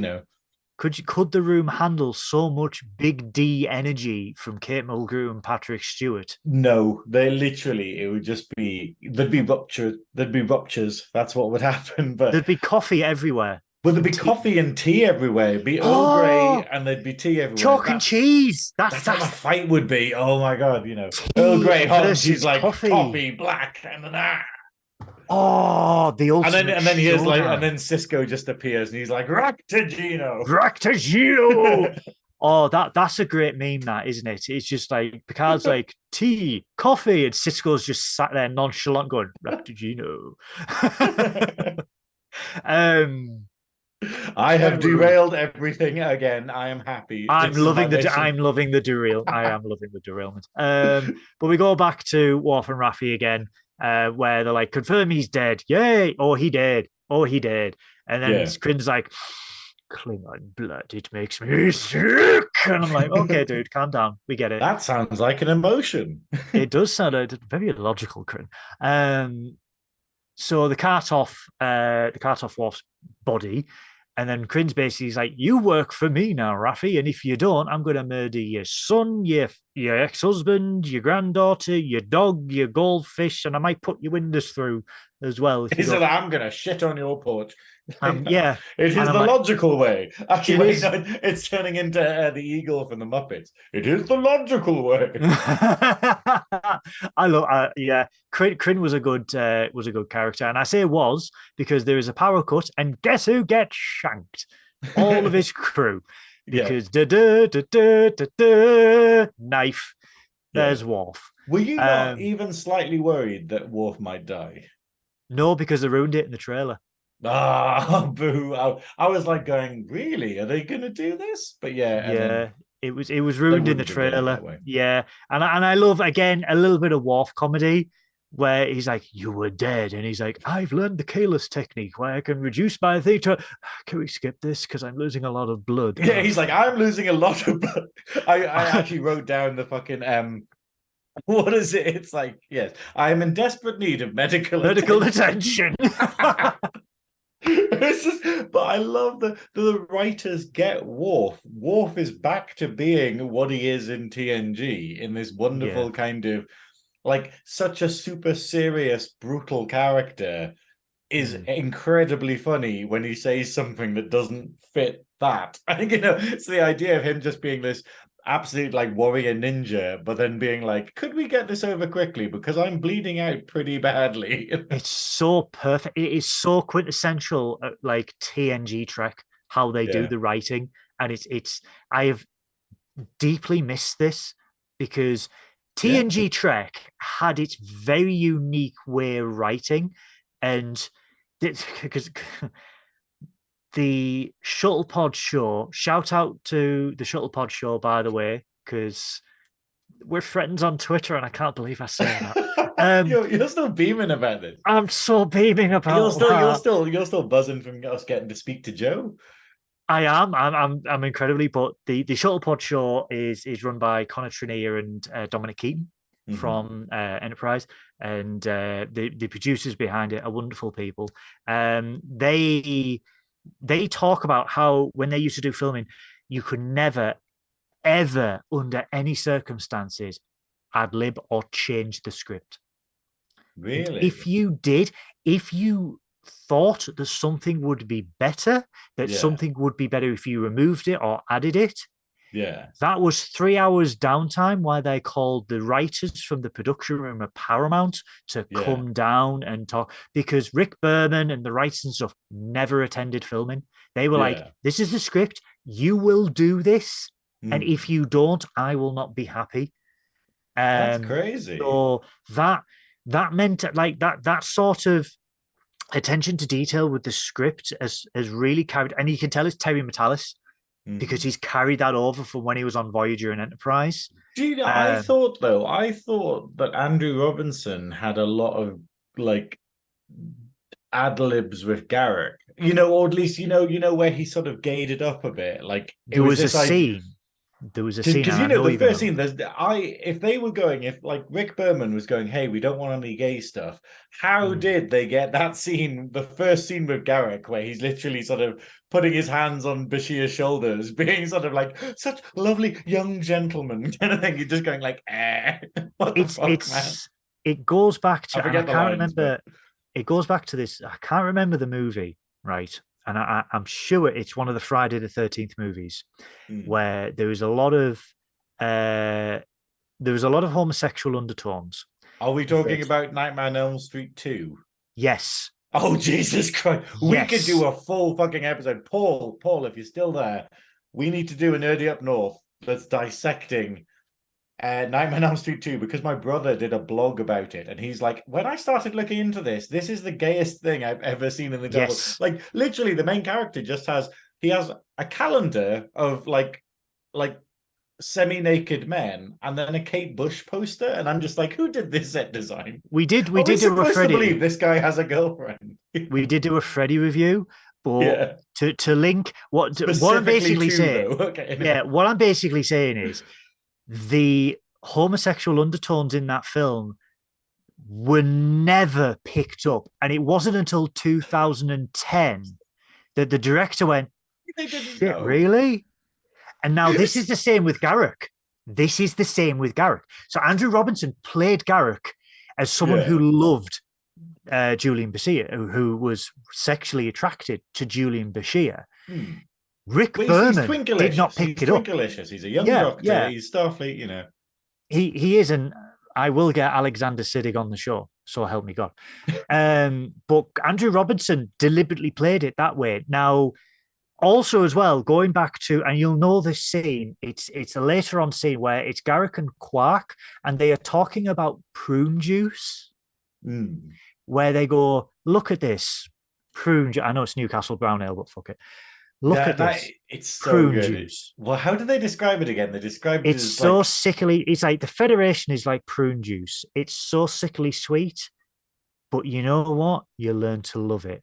yeah. That No, it's not that was prune juice they're talking about. It is root beer. root beer. That's it. Root Yeah. beer. Sorry, my mistake. It's Yeah, like, so it's oh, but root beer. but then it's just like, oh, but you get used to it.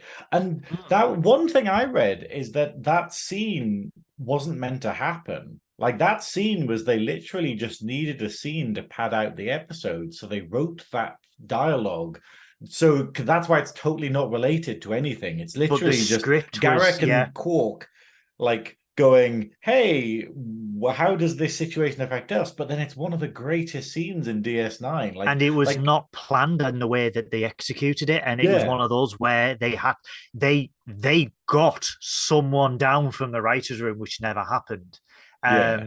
But going back to Picard, it's that style of writing that makes Worf so perfect. Like they have Terry Matalis fully realizes, and the writers fully realize Worf, his character, his mannerisms, and his humor, because his humor is dry, but it Yeah, nails the scene perfect. Like beheadings are on a Wednesday, and yeah. it's just yes, like the dress. Or This is casual. yeah, the what is it? The or in TNG or whatever, where just like, how can I prove to you that I'm mortal? Die. Die, yeah, It's and just like, it's just yeah. so brilliant. And But obviously, I need a T-shirt saying sort of, good tea, nice house, which is good one of my tea, favorite nice lines. house. But they he gets Kryn by the neck. And it's like, logic things that you would kill me. And he's just like, really? My friend is losing a lot of blood. But Yeah, then he realizes that he reveals how he got into Daystrom Institute, where it's basically Daystrom is guarded by an AI and it has flaws that are illogical. Moriarty. But he has a device that can exploit those flaws, and he's willing to give it to Worf and Raffi. Hmm. And this again, it's Hmm. Moriarty. It has to be Moriarty. It's either Moriarty or Law. It has to be law. It's Well, we know, like, no, I think it would be interesting if it was Moriarty, but I have a feel, I don't know. Breaking. What? Law. Yeah. Law is obviously Data. Mm. Data wanted to play a Sherlock Holmes novel, but he could beat them easily. So LaForge said, create an AI, create a scenario, a Yeah. story, create an AI that could beat Data. Yeah. Data, obviously, sadly, up there with the Angles and Princess Di, right? Yeah. But Law is still there. Yeah. Moriarty is the antithesis of Law. So there's guarded by Hmm. an AI. It's guarded by an AI, but it has flaws. So the AI is Law. Yeah. The flaw is Moriarty because Moriarty can beat Law. And the device is the storage unit that Moriarty was stored in and kept. Hear me out. Hear me out. Yeah, okay. This is your Always Sunny in Philadelphia whiteboard This is bit. yeah. So This is hear me the, out. Hear me out. Right. Hear me yeah, out. it's just like Hear me yeah. out, guys. Hear me out. So I'm going to predict it now. This is going to be a goodwill prediction. Goodwill prediction. It's a goodwill prediction. Okay. Okay. I could do Because it in tune. I choose not to. everyone's been saying, right, where the fuck's Geordie LaForge? Yeah, where the fuck is Jodie LaForge? Geordie LaForge, as we know from episode 1, is head of the Fleet Museum. Yeah. The Fleet Museum has a number of ships: USS Voyager, the Enterprise A, the Excelsior. I believe. What remains of the D after Troy got to it? They removed the D from Viridian. They put the D in the Fleet Museum. What is still on the D from the Viridian? Okay. They pulled out phrases I didn't expect to hear. They pulled out the D. What they did, right? Because they recovered the D, put it in the Fleet Museum. What was kept on the Enterprise D by Reginald Barclay? The storage unit. I was going to say Troy hentai, but well, that as well. But the storage, it is Ed Senpai, the storage unit of Moriarty on his travels.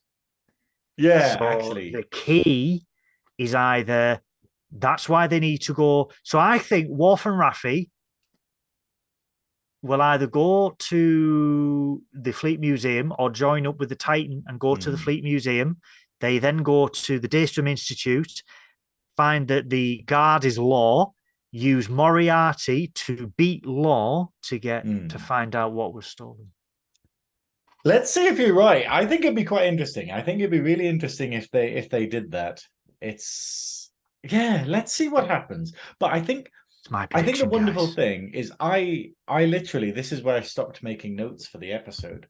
I stopped making notes for the episode at this point because I was enjoying it so much. I had to go and do something else, so I paused it, and I was really happy that it was basically halfway, and I was like, oh, there's loads more of it. You know, it was that wonderful feeling where I was just like, oh, it's not ending yet. It's like, but it's so incredibly good. Like this episode, this season, I'm just, it makes me happy, So after this, this, so it does. So basically, it's looking like Worf and Raffi's next bit is that they're going to get into the Daystrom Institute. Fingers crossed. And fingers crossed, yeah. And maybe the Titan comes and picks them up. We don't know. We don't know. They get together. We know that. That's all we know at the moment. But we then go back to the Titan where Picard and Raffi. I keep saying Raffi. Picard and Ro. Yeah. Leave the holodeck. Sorry, guys, I am so incredibly tired. Picard and Ro leave the holodeck, and the two security guards, sussy yellow jackets, guys, is the theme of the season. That's all I'm going to say. If you're a yellow jacket, you are the new red shirt. That's all I'm going to say. And they say, sir, what's going on? And Ro says, I'll be there in a minute. And Picard and Ro have this very emotional goodbye. And she holds her hand and holds his hand, and I've got the quote here, and I love the way Michelle Forbes says this. I wish just once that you could look into my heart and understand I did what I thought was best. All these years, I wish you had known me and I wish I had known you. And I love that because it was very Mm. emotional and there was genuine emotion in Rose's eyes as she left because the security guards are going, but where's Jack? And she's like, we're leaving. And it's like, oh, I was like, oh, Admiral Kane, BSG, yes, Yeah. absolutely, so hard. God damn it, I'm here for the bastards this season. um, and then he sees the earring, Mm. and then Picard goes to the bridge, and basically says to Shaw, because Ro tells Yeah, and Picard I love to the run. idea of like Shaw never catching a break throughout this entire season, like the poor No, bastard, where like, he's just like, you're gonna get, your ass kicked kind of thing, and finally everything's gonna go back to normal. And then Picard turns up on the bridge and he goes, okay, Starfleet is kind of compromised, changelings are everywhere, we can't trust anyone. And he's just like, no, no, I'm not security. accepting this. He's like, Yeah, and it's just this poor bastard where he's just like, no, I just want to because get back to being a captain. Rose told them that they have to run, and she'll buy them some time. And Picard goes to the bridge and says to Shaw, "You have to trust me. We have to run." And Shaw doesn't believe him. And Riker's basically trying to step up, step up to Shaw on Picard's side, saying Starfleet's compromised. We have to run. And then it changes to the shuttle where we see these two security guards just get up, plant a device on the floor, and just beam off. Yeah, And then they it's just beam like, off to the okay. Titan, and you're like, "Oh no, what's going on?" This is a heart wrenching scene for me. Hmm. This is a You very really heart like wrenching shuttle scene. pods. Yes, I really do like shuttle pods, but it's a heart wrenching scene because of two reasons. One, when we see that device on the floor, we know what's going to happen because we've seen Yeah. that device with the other shifty yellow jacket, Hmm. and we go, "Oh no." And then this, Raw contacts Intrepid, can't get an answer, contacts the Titan, basically says there's a bomb and I can't beam over. Yeah. And Seven goes, if she moves closer, we can beam her off. But Raw knows to give a Titan a head start, she's going to have to do something that inhibits the Intrepid from going after them. Yeah. And we get this lovely communication between the bridge and Raw. And she's got this bomb and she's like, that's it. She's aiming for the port nacelle. She's aiming for the port nacelle. And she's like, don't Yeah. do this, don't do this. And she's like, she's sacrificing herself. And God damn it, she goes out. She hits that nacelle. Raw dies. Intrepid starts to list from the Hmm. impact. With the fact that she also has a dialogue with Picard over the view screen, obviously, like, and it's pretty heart-wrenching that he's just It's finally awful. realized that actually he can forgive her, and he's actually realized that all this time they could have actually had a relationship, and she's gone. It's awful. And this is my only this is my only thing for this. I wanted more Raw. Hmm. I bet Raw you did. Laren. Raw, yeah. you pervert. Raw Laren. Raw You your Laren Battlestar was Galactica BDSM yes, Admiral Kane. Admiral Dominatrix Admiral fantasies. Kane, yes, Pegasus. Um, Peg me sis. There we go. Right. oh dear. Oh, this is taking a nasty turn. Blocked from Um, YouTube. this Raw Laren was a terrific character in the Next Generation, Hmm. whose arc in the Next Generation was not complete, but it was like the trajectory was there and it was a betrayal. And yes, and it was a frustration for many Trekkies over years where it was like, well, what happened to Ro Laren? And like I said earlier, the Hmm. accepted fact was she was wiped out with the rest of the Marquis. And there was a lovely video from What Culture, Trek Culture. Hmm. Shout out to Sean Ferrick, who said what she was one of the most underused characters in Star Trek who had Yeah. a lot to. Empress Sealer is the same. you know, they are characters that you want to see fulfilled. You want to see an arc. You want to see a loose end tied up. Yeah. And Roll Aaron was one of them. Now, yes, we do get a loose end tied up, but I just wish it wasn't within 50 minutes. I wish there was more, even if it was just an episode more. I think I kind of feel not the opposite, but I feel like this was a perfect send-off to a thing that I didn't know that I needed. And yes, it would Mm, have been nice to have more Roll Aaron, but I think the thing that Picard struggles with is using characters. And I think in previous things where we have like Hugh coming back and then Hugh's dead, yes. and then we have Icheb come back Icheb. and then Icheb's dead. That was awful. Yeah, and you're going like, don't bring people back and don't do anything with them, you dickheads. Yeah. And this really felt like it was 50 minutes, but what a good 50 minutes. Like this makes me go, hey, I think I'm good for Ro Laren. Like, as in, I think she gets a perfect send-off, and I Yeah. think it tells her story. I Yeah. was I was really happy with this, but yes, we would like more of her, but then we'd be here all day if we went, hey, because I'd be like, hey, we need more Jadzia. Let's bring Jadzia back somehow. And it's Yeah. that idea of going, oh, you'd never really stop. But I think it was so beautifully done, such a great send off for a character that we didn't know that we needed a send off for, because Mm, Ro's a really important character in Trek because mm. when the Marquee comes about, like I saw Voyager before I saw the later seasons of Next Gen. Yeah. So I'd kind of only seen like the first 5 seasons or something of Trek when it was on TV, Mm, of TNG when it was on TV, and then saw Voyager like it hit me at the right time. And it was a bit weird that the Marquee, they seem so different. Like, you don't really yeah. imagine that a Starfleet person could be part of the Marquee. And Ro Laren was like that sort of that, like, no, this is how it happens. This is how Yeah. someone defects. This is how someone changes to a cause. And I think that was really important because, like, I walked away from like the Ro Laren episode being like, yeah, I empathize with her. Yeah, I can understand why she'd do that.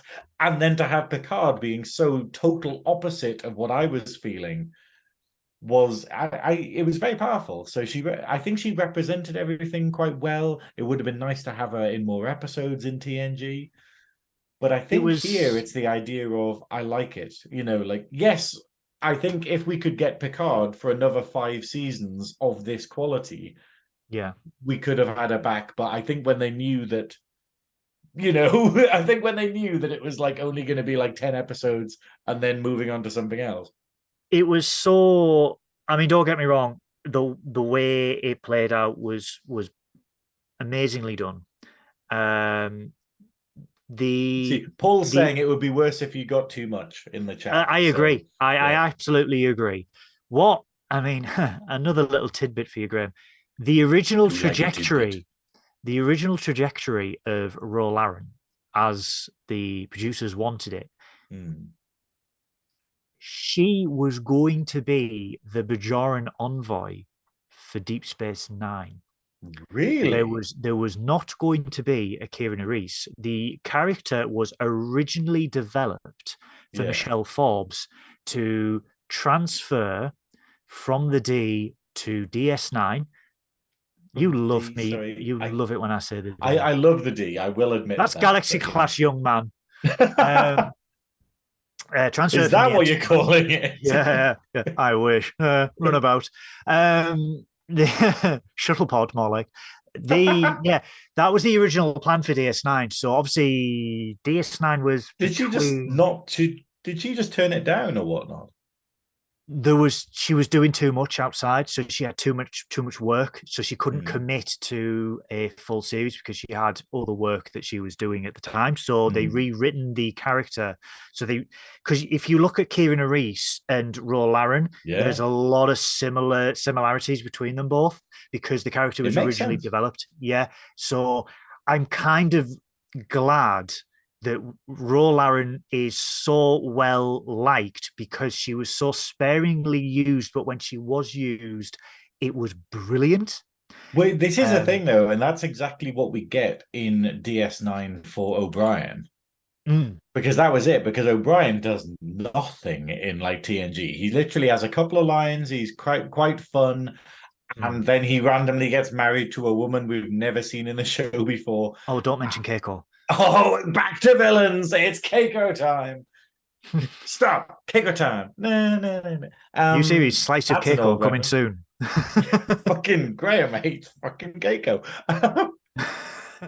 But it was, yeah. So I mean, same with Chief O'Brien, but it's. I'm glad that they didn't go that way, because Kieran Reese in herself was a brilliant character, one of my favorite. So I'm so thankful they didn't do that, because yes, it would have been wonderful to get more Rolaren. However, like Kieran Reese is one of the best and most nuanced characters in Trek. Like I'm so glad, and obviously Nana Visitor. Wow, or how do you pronounce it? Is it Nana or is it Nana Visitor? Nana Visitor, yeah. Nana Visitor. Paul's just said in the chat there, what if Picard is a changeling, with it being the final season? He's a synth. What the fuck? What the fuck? Well, technically, he's already, they're already. He's an android. Yeah. He can't be anymore. He's not me, where he's got 1,000 gimmicks. So I don't think he's a changeling. But no. So this was a. What if Riker turns out to be a changeling? Oh, dip. Yeah, that'd be amazing. Ooh, what a twist. M. Night Shyamalan, what a twist. So obviously the shuttle explodes, damages the port nacelle, and then in the frantic panic, the helmsman's going, the Intrepid's powering up its shields. We get this lovely Wrath of Khan shield dot thing. I know that's Trek tech geekery at the highest thing. And I was like, oh, we got the shield things. But then we get this terrific exterior shot of the Intrepid just like rising back up with the sun, and I was like, oh shit, she pissed. She pissed. And it's very strange that this scene, with the music, with the way it's like shot, well, not shot, but it's CGI. But it's basically is this the first time we've seen a Starfleet vessel as an enemy? Reliant. Oh right, yeah. From Wrath of Khan. This is very Wrath of Khan. This, but it's that idea of basically just being like, wow, okay, we're not used to them being the threat, like. Well, it's sort of like it's like equal footing, isn't it? Equal power. But I love that. That was a very good, like, if they ended the episode there, that would have been a good cliffhanger. But I really thought that was going to be the end. Yeah, I'm glad they didn't. So then it goes back to basically Riker and Picard trying to convince Shaw, even after he's just seen Commander Laren's shuttle ram into a nacelle. They're still trying to convince him. And he's like, I think because Shaw's very by the book and he's very, chain of command, this is it. And he's like, he still needs convincing, because he's like, no, they can't be. And then it's like the comms officer's like, they're asking us to surrender. They're charging their weapons. They want us to lower the shields and stuff like that. And he's like, you can feel Shaw, who has always followed the chain of command, which he said in episode 1, that his orders come from higher up. He follows the chain of command. You can see his whole world, if you will, fall apart in front of his eyes. That, this organization that he's dedicated, that he's sacrificed for, is out to get him. And he's out to kill him. And he's like, it takes Rolaren dying for him to go, shit, we need to run. Just poor Shaw. Like, I know we hated him in the first episode, but I feel sort of this profound sympathy for this poor character. He's just been, like, literally, it's like, it's like a sort of a horse has, like, sped past him and accidentally caught him and just is dragging him across the fucking ground. And that's basically his progression through this series, is just being like, hey, let's just ruin your life. But it could make him into a better captain. But that's it. It's the idea of what he's learning is the stuff that you don't get by the book. Like, and like, and I think it's amazing, because it's like, important stuff for a captain, but like, poor guy. Paul's asked a very good question in Paul's just said, or a better villain. Imagine. We don't know. But Paul's asked a very good question of who do you think is surviving at the end. So I think when we round the podcast off, we should answer that question. Oh, absolutely, absolutely. So Shaw comes to his senses and Mhm. they warp out, and there's a great little dialogue between the three of them where they're coming for us, and it's like, who's coming for us? And they just go, everyone. And it's like, yeah, because you don't know who's who. Let's be Yeah. honest. And So we don't they know who's are behind it because it's the fact no, of they don't know. Like it's the fact of are the changelings actually the main enemy, or are they yeah. working for like Sealer? Are they, are they working for Jonathan Archer from the fucking future? It's like Shout out, we need Scott Bakula. So someone start a campaign, bring Bakula hold back. on, We hold need on. Can Enterprise season someone 5. can someone check if Scott Bakula still looks like hot topless? Oh, he That's does. that's good. What's Oh, he gonna does. sway my opinion on this? It's canon, Graham. I can confirm. Hold on, it's canon that Scott Bakula is still hot. Yes, it's canon. Go on Memory Okay, Alpha. go on. I It'll accept tell it. you. Yeah, that's fine. Memory Alpha, Scott Bakula, hot. That's all it says. Um, but then we get this Oh, I this just nice. ruined my search history. Damn it. Oh, dear, incognito mode. We then get this nice scene with Riker and Picard in the observation lounge where he's just holding the earring, and he's devastated. He is absolutely devastated. But then we find out that the earring is an old spy trick because they put it on the iDesk, as Joe Yeah. kindly called it last week, and there's all of our investigation. There is our investigation into the Changeling, the So Rachel that's Garrett why she wasn't Memorial. wearing it because it was too important.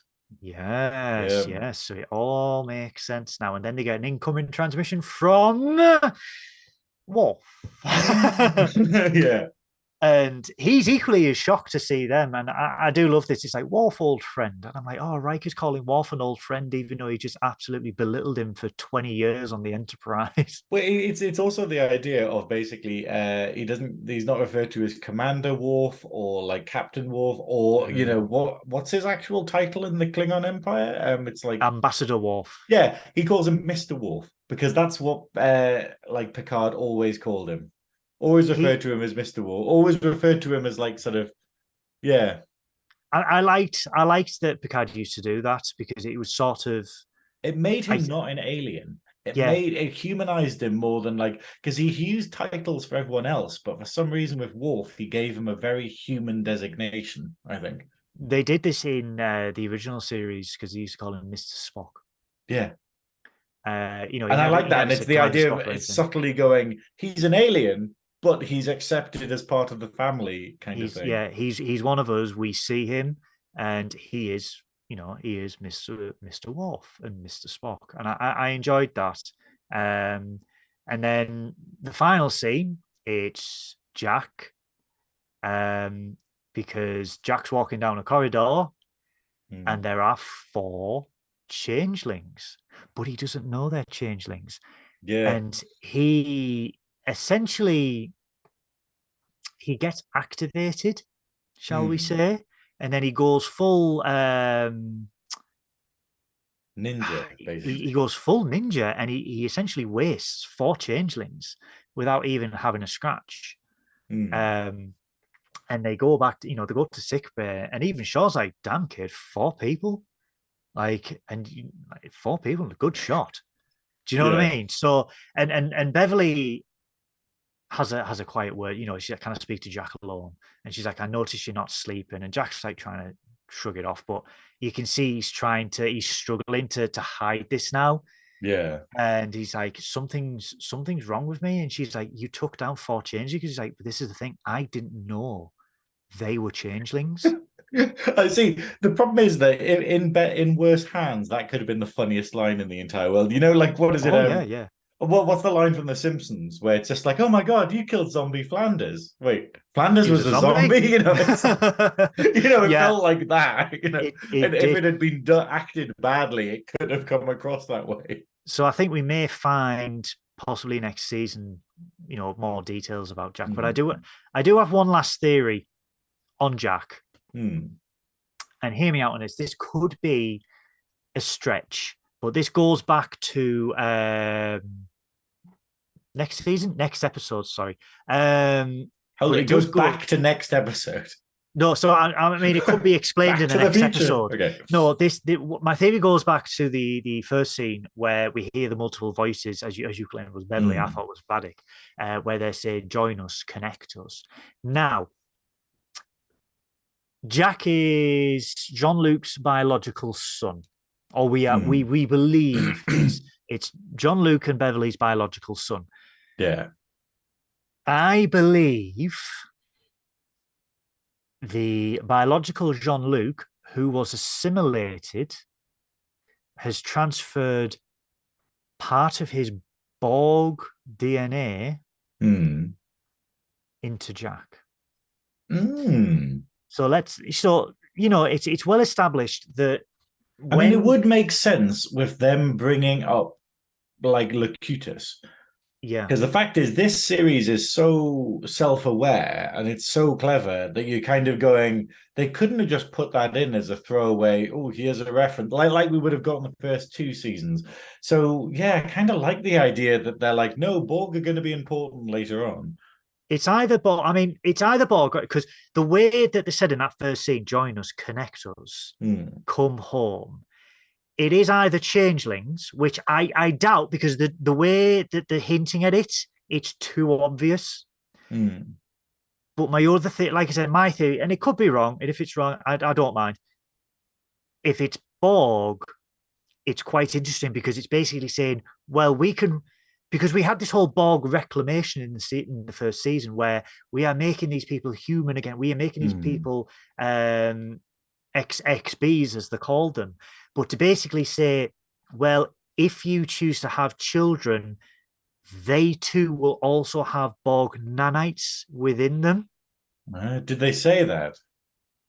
No, but that's my theory. That Hmm. because I think obviously, it's a yeah, great theory. I'm it would interested to see be, if we get there. and it would justify because obviously my original theory with Jack was they had an affair between season one and season two, and that's why Beverly left in Yeah. season two. But if they say, well, Because she was that they wrecked. she was that, yeah, Yeah. I mean, Because because she went she to took the Starfleet full Medical for a Enterprise D, reason. didn't she? Yeah, Yeah. she became Galaxy class. She sorry, I'm so sorry. I love that um, I'm the one lowering the tone throughout this entire I thing. You're know, like, and I let's keep the tone up here. And I'm just like, get down in the fucking ground, you fucking tone. I'm on the lower decks now. This is, but it would make sense that they couldn't justify what happens to Jack if he was, because let's Ed Spielers is 34. So if he was Hmm. 34 years old, like if Jack Crusher was 34 as well, that would play into season one or two, like I said. Yeah. But But he yeah. if they're trying to say, well, Jack was born after the events of Nemesis, so he's 21, 22, and the reason why we've done this is because Picard and Jean Luc had this baby, but Jean Luc's DNA still had Borg technology in it, Hmm. and the Borg are still trying to communicate with Jack because they have partly assimilated him Yeah. and they are trying to bring him back to the hive. I think your theory, I think that might be what it is. My theory is that he is I think he is a changeling, but Mm, maybe he's part of their evolution. So I think this evolution that's happening is a forced evolution that the mm. changelings are doing, and that he's like a mutant, or he is a mistake that's happened, and that's why they're obsessed with him. Like, so Oh. basically, Or have they so used Borg technology? well, something like that. But it's the idea of we've got to think, why do the changelings want him? Are the Yeah, changelings working for someone else? Which I think yeah. they might be. Hmm. You know, oh, imagine if they got the female changeling back. They're like, hey, I know it's been 30 years, but do you fancy you just wearing way too much makeup again? I want to That'd be see. crazy. You know, she never even gets a name, but if they brought her back, I want to see the Jem'Hadar. hopefully. Hopefully we'll get to see a Jem'Hadar or a Vorta or something, but we'll see, we'll see. But it's this idea. It's like, yeah, imagine Paul's just saying in the chat, the end game has got to be Borg, and it's going to be all the baddies all together. Imagine if it was like a full-on Spider-Man thing where he was just The like, oh, Borg yeah, Dominion. it's Sela working with the female changeling, and they're all working with Luxana Troy because she's a villain, and they're all working with That'd be amazing, actually. Keiko. Yeah, fucking K. It's all Keiko. Okay, Keiko's the kingpin in this whole situation. Take out can you Keiko, they imagine? fall like dominoes. The villain reveal is Keiko O'Brien. She's finally gone fucking unhinged. Miles? Miles, you want to get a job at Starfleet Command? No, I'm doing I research don't here. like it here, Miles. Just like, Oh, well, by the way, I'm pissing off to Bajor for 6 months. Bye. Wait, so I'm not allowed to go to Bye, Miles. yeah, You Miles just being like, oh bitch. no, how tragic. How tragic. My wife has been gone for like 8 months now. Oh, Julie, do you want to well. play darts? Yeah. But no, overall, Paul again, saying it's Shatner. it's Shatner's Shatner. back from the Nexus. Wow, 92-year-old William Shatner comes back as geriatric octogenarian Kirk. But then gets Bezos. defeated by a gust of wind. Yeah. Overall, though, this, and we mentioned this in the chat earlier, this was a fantastic episode, and the trajectory is very rare for Star Trek in the last few years, where it has gone excellent, excellent, excellent. It is going uphill every week. And I Yeah. still look forward to Thursdays because of the quality, the writing, the acting. Yeah, it's this episode was absolutely phenomenal, and I absolutely adored it. Like it made my week has been hell, and this episode made everything. I felt giddy afterwards. I literally felt like just sort Yes. of going, "Oh, I'm so happy about this." Like I messaged you, being like, "Oh, that was amazing," Yeah. and yeah, I and yeah. I absolutely adore it. It's like, yeah, Paul's just asked if this gets the Goodwill seal of approval. No, this gets the Walrus of Excellence. This is the wall, that's an excellence. the highest award bestowed to any content that I consume. Um, this, I mean, like I said, it's I have never. It's been about 20, 25 years where I have watched an episode of Star Trek and then rewatched that episode Yeah, again because I want to fully absorb it. Because like the first episode, you just like you're gobsmacked and you're watching it like you just look yeah, at it, and then the second episode, you're like, okay, I know what happens. Now I'm going to enjoy the finer details of that, and mm, to really appreciate. And it's not just us because fans around the world are turning to Terry Metalis and they are saying, you have to have the keys for all of Star Trek because yeah, you are making this so well. We want more and we want you to make more series. There's a petition yeah. online that has, I think it's currently 8,000 signatures. Well, no, it was 8,000 signatures when I saw it 2 days ago. So I think it's No higher than that now. way. Yeah. Wow. And that says, I mean, Trekkies have a long history of if we petition, if we say we want it, and Paramount listen, it Yeah. always bodes well for them. Like we are the fan base that got NASA to name a shuttle Enterprise. Like we carried NASA to say do this. Yeah. We got Strange New Worlds, which is next to Picard as a fantastic, very original series esque TV show. And it is wonderful. The cast are wonderful. It's an ensemble cast, which is what everyone loves about Star Trek.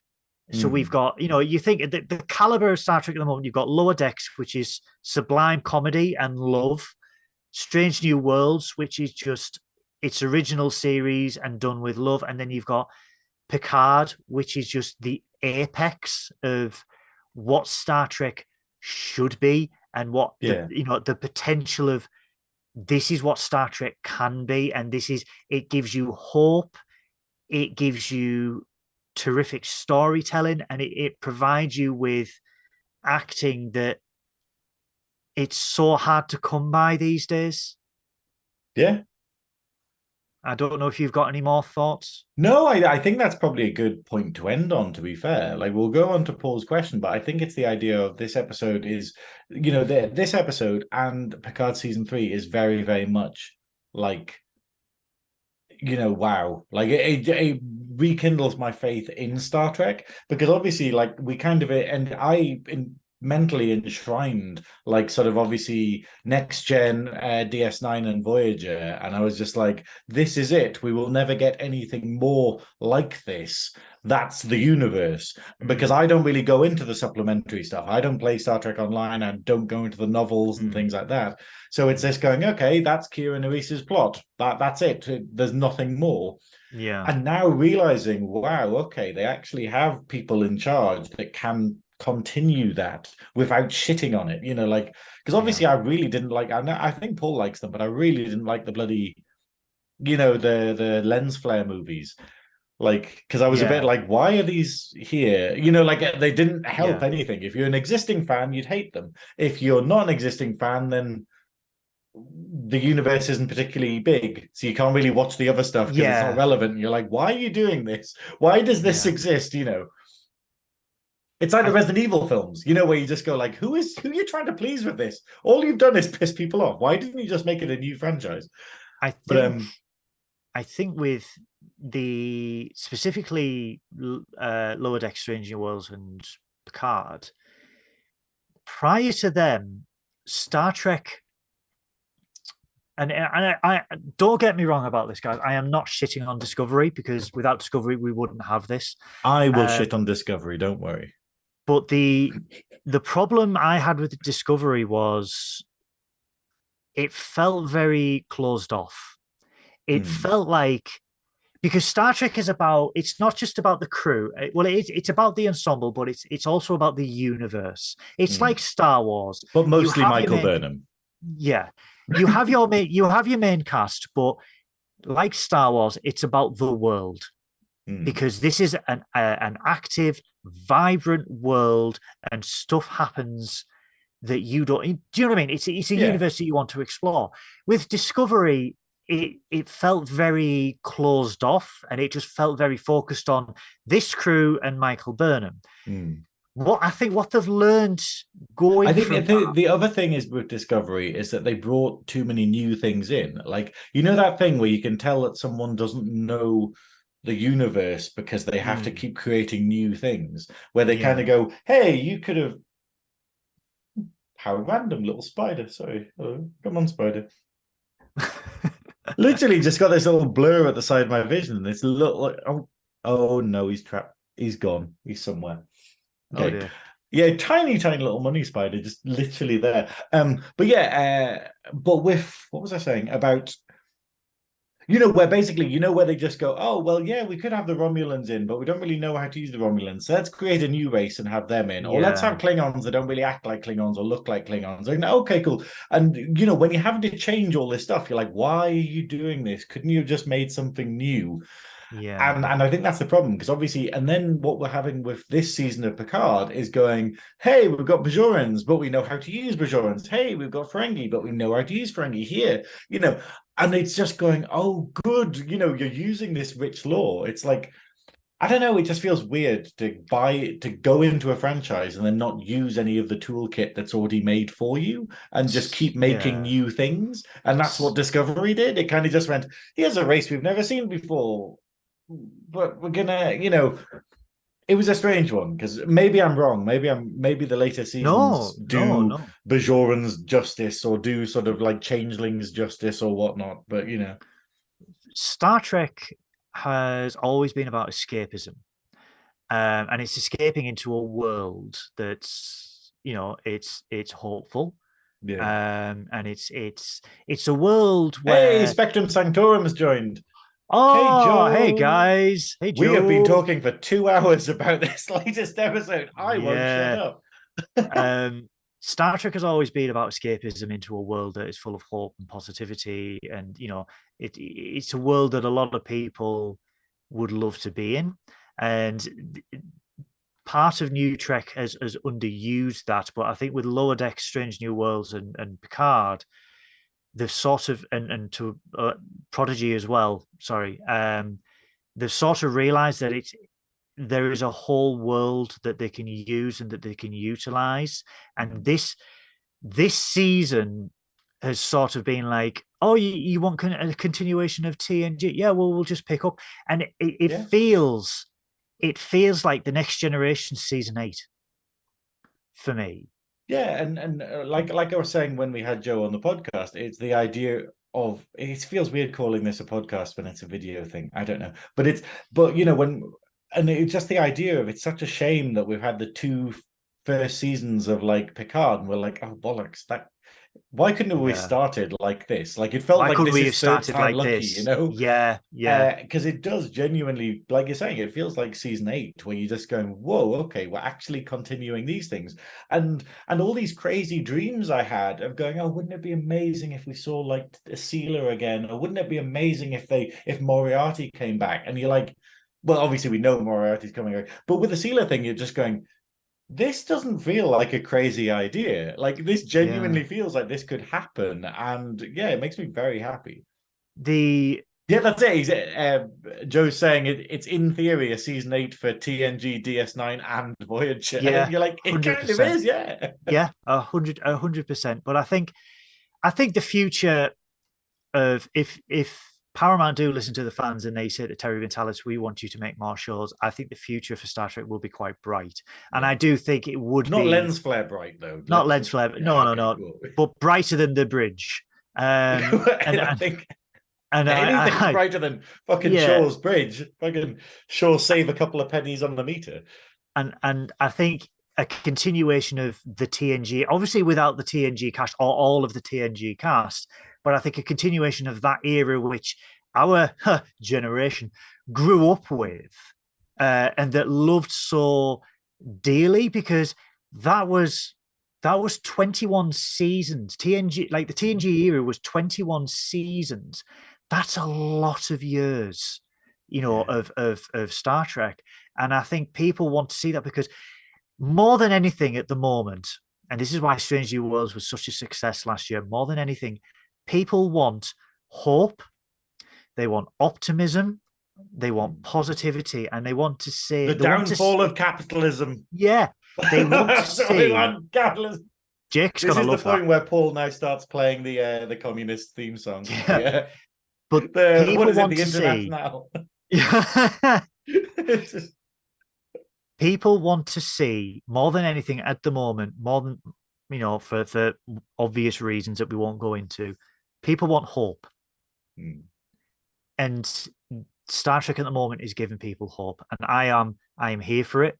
I will celebrate it. I will continue to annoy people on Twitter until Elon Musk himself physically removes my phone and my laptop from my cold, dead hands. I will continue to shout about Star Trek on Twitter until that happens.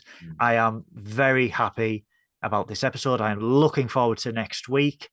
And I think that's probably a good place to end this review. I think it's a great place to end. I can't wait for the next episode. Like, after the week I've had, and the fact that next week might be equally painful. Yeah, hopefully the episode won't be as long to work to edit.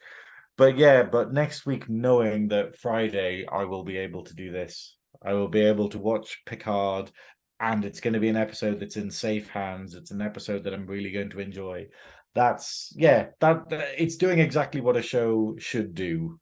And it's going to, because I had it where, like, I was so not when you're not unhappy, but when you can tell that it's not actually, when you're depressed and it's chemical. It's basically like it's the fact of, because you're tired, because you're worn out, because your chemistry's messed up or whatever, that's why you feel unhappy. It's not anything that's actually a particular situation that makes you unhappy, when you get that, where you just sort of down and out, and you're just like, oh god. And the first thing I did was like restart DS9. Obviously skipped emissary because it's a pile of shit. But Controversial, guys. We're getting controversial this like, late into the show. Until Cisco, until Avery Brooks goes, oh wait, maybe I shouldn't play Cisco that way. It's like episode 2, well, technically 3, and it's fine. But in emissary, it's all a bit like, I think you're smiling a bit too much. You don't really. And Odo looks weird for the first 5 episodes. And until Quark they has a go funny like, voice in the pilot. who? Quark had a funny voice in the pilot, and Rick Berman said, "Dude, change it," because Yeah, Quark talks like this in the he first couldn't have kept episode. that up for seven No, he seasons. would have Yeah. ruined his larynx. But but I'd have this, ruined his larynx. That's some but Frankie I think for Cordner.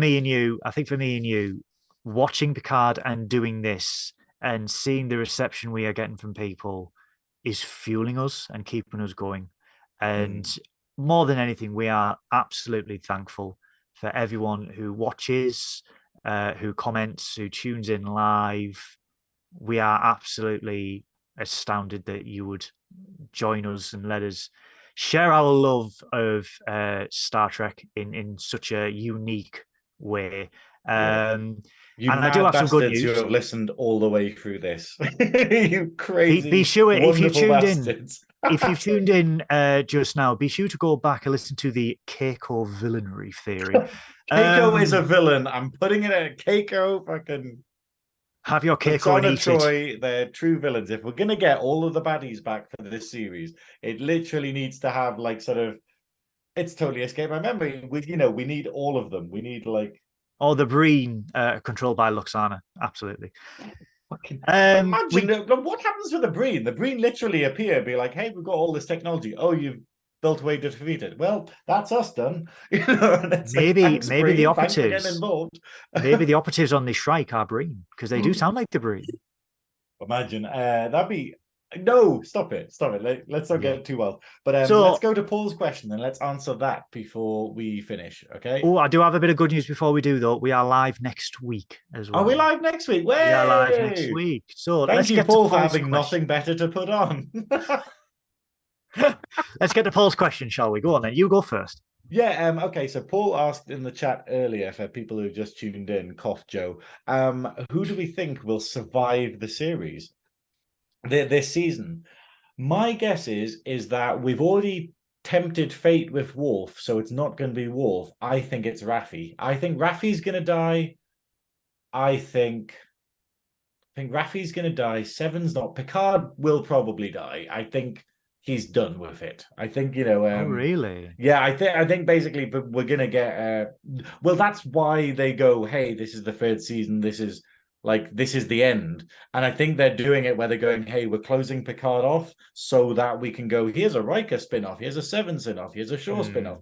I feel that would be normal to go because Patrick Stewart's probably sick of it now. He's like, hey, I'm great. Oh, this is actually 3 seasons. Who else? I think they need to. Well, Picard. I don't think Jack's going to survive. Really? I think Jack is going to go the whole like, oh, he's actually a robot or something, or I don't know. Okay, they're my three. I don't think Jack's going to survive. I don't think John Luke's going to survive, and I don't think Raffi's going to survive. How about you? Okay, I'm going to be controversial. I think they're all going to survive. What? I think because during the press circles, as they did before the build-up of Picard, Terry Metalis and all the crew were saying, no one's safe. No one's safe. Yeah. We're not saying that people are safe. We're not saying That's that people exactly what someone would say when everyone was safe. Yeah, we're not saying that people from the Next Generation crew are safe. And I'm like, okay, so people from the Next Generation crew are not safe, but Ro Laren has just died. I think Ro Laren... because she was a traitor. That's because she betrayed Starfleet. I think Ro Laren possibly, but it's highly doubtful. You can't retroactively call out that you think Ro Laren's going to die when she's literally just died. No, but what I mean is like from the TNG, when they said the TNG crew, no one was safe, obviously Ro Laren has now died. So that's TNG crew. Other than that, and again, I think it's highly doubtful, Jack. But I don't think none of them. I don't think any of them will. Really?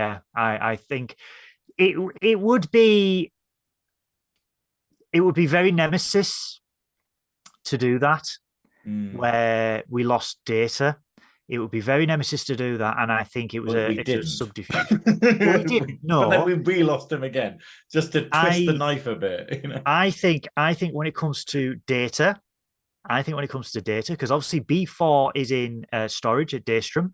Data did download his memories to B4 on the Enterprise E, Nemesis. Yeah.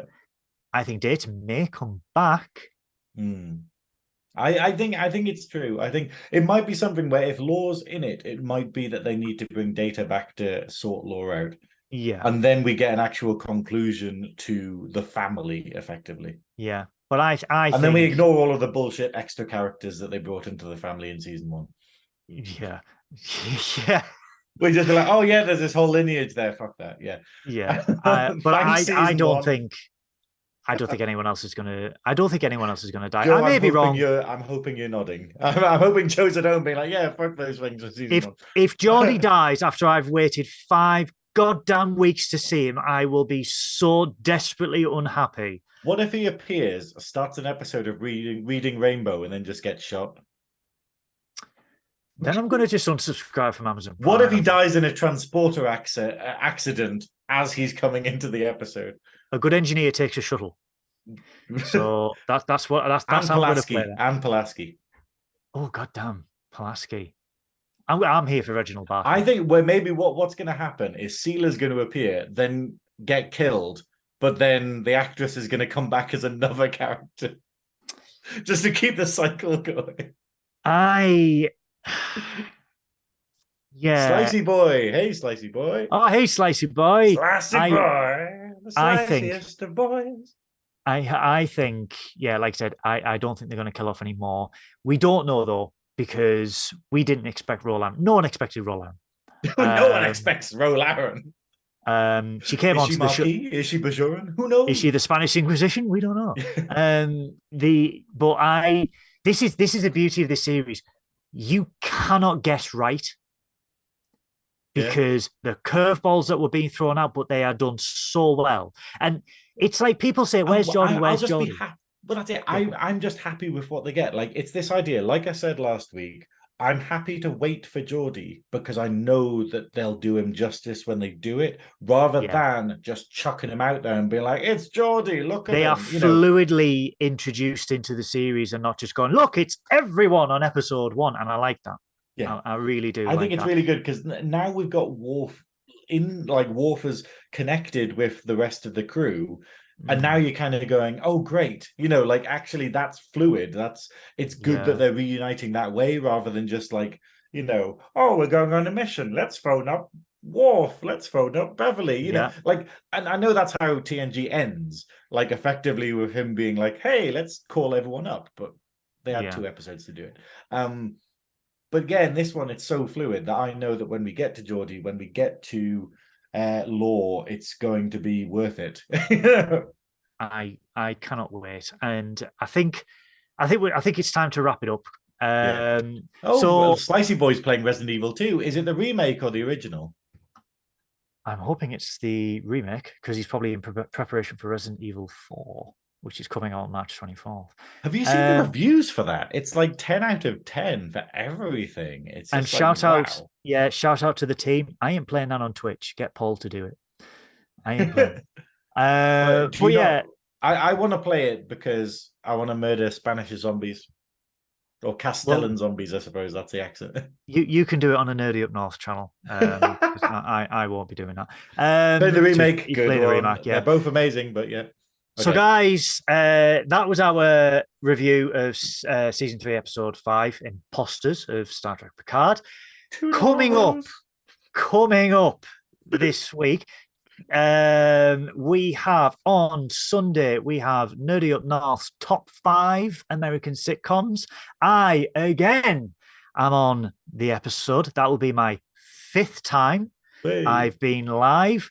Why the hell there is no restraining order against my face on YouTube, I don't know yet. We'll soon find out. Have you been demonetized because of your face? Yes, I really hope so. That would be so funny. Why is Curly Watts on this strip? I don't know. Just demonetize him. Top 5 American sitcoms. I hope you can join us. That will be at 7:30 p.m. UK time, which will be 3:30 p.m. Eastern time and 12:30 p.m. Pacific time. See how I'm getting all international with this, guys? And if we were correct with the Star Trek dates, it'll be point 0.14. Oh God, some arbitrary minus star date. I don't bloody know. Okay. I am.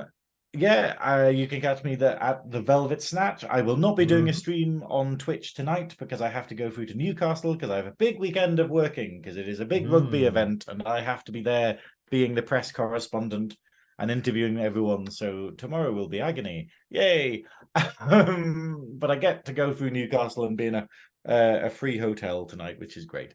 Oh, wunderbar.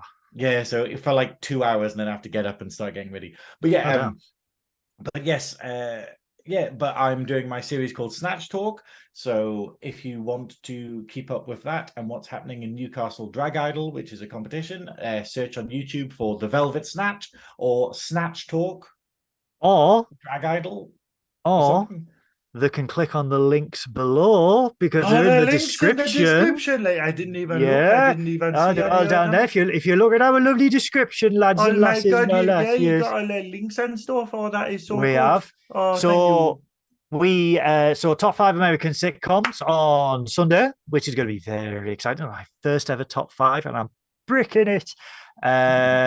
Tuesday, fingers crossed, I may be doing Far Cry 5 again, part 9, I believe, of that, part 9. Yeah. So the old unicorn headband of justice will be making an appearance. And then so you can follow Graeme. Let me just get those links back up there because I can't read without.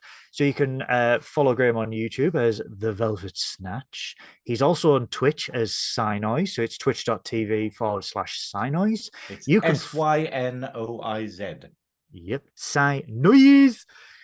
You can also follow me on Twitter. Please do. I just talk Trek shit all day, every day.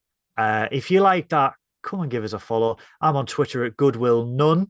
Follow Nerdy Up North on Facebook. We are facebook.com/groups/the Nerdy Up North community. Nerdy Up North community, not the. Instagram. We're on Instagram.com/Nerdy Up North. They also have a Twitter.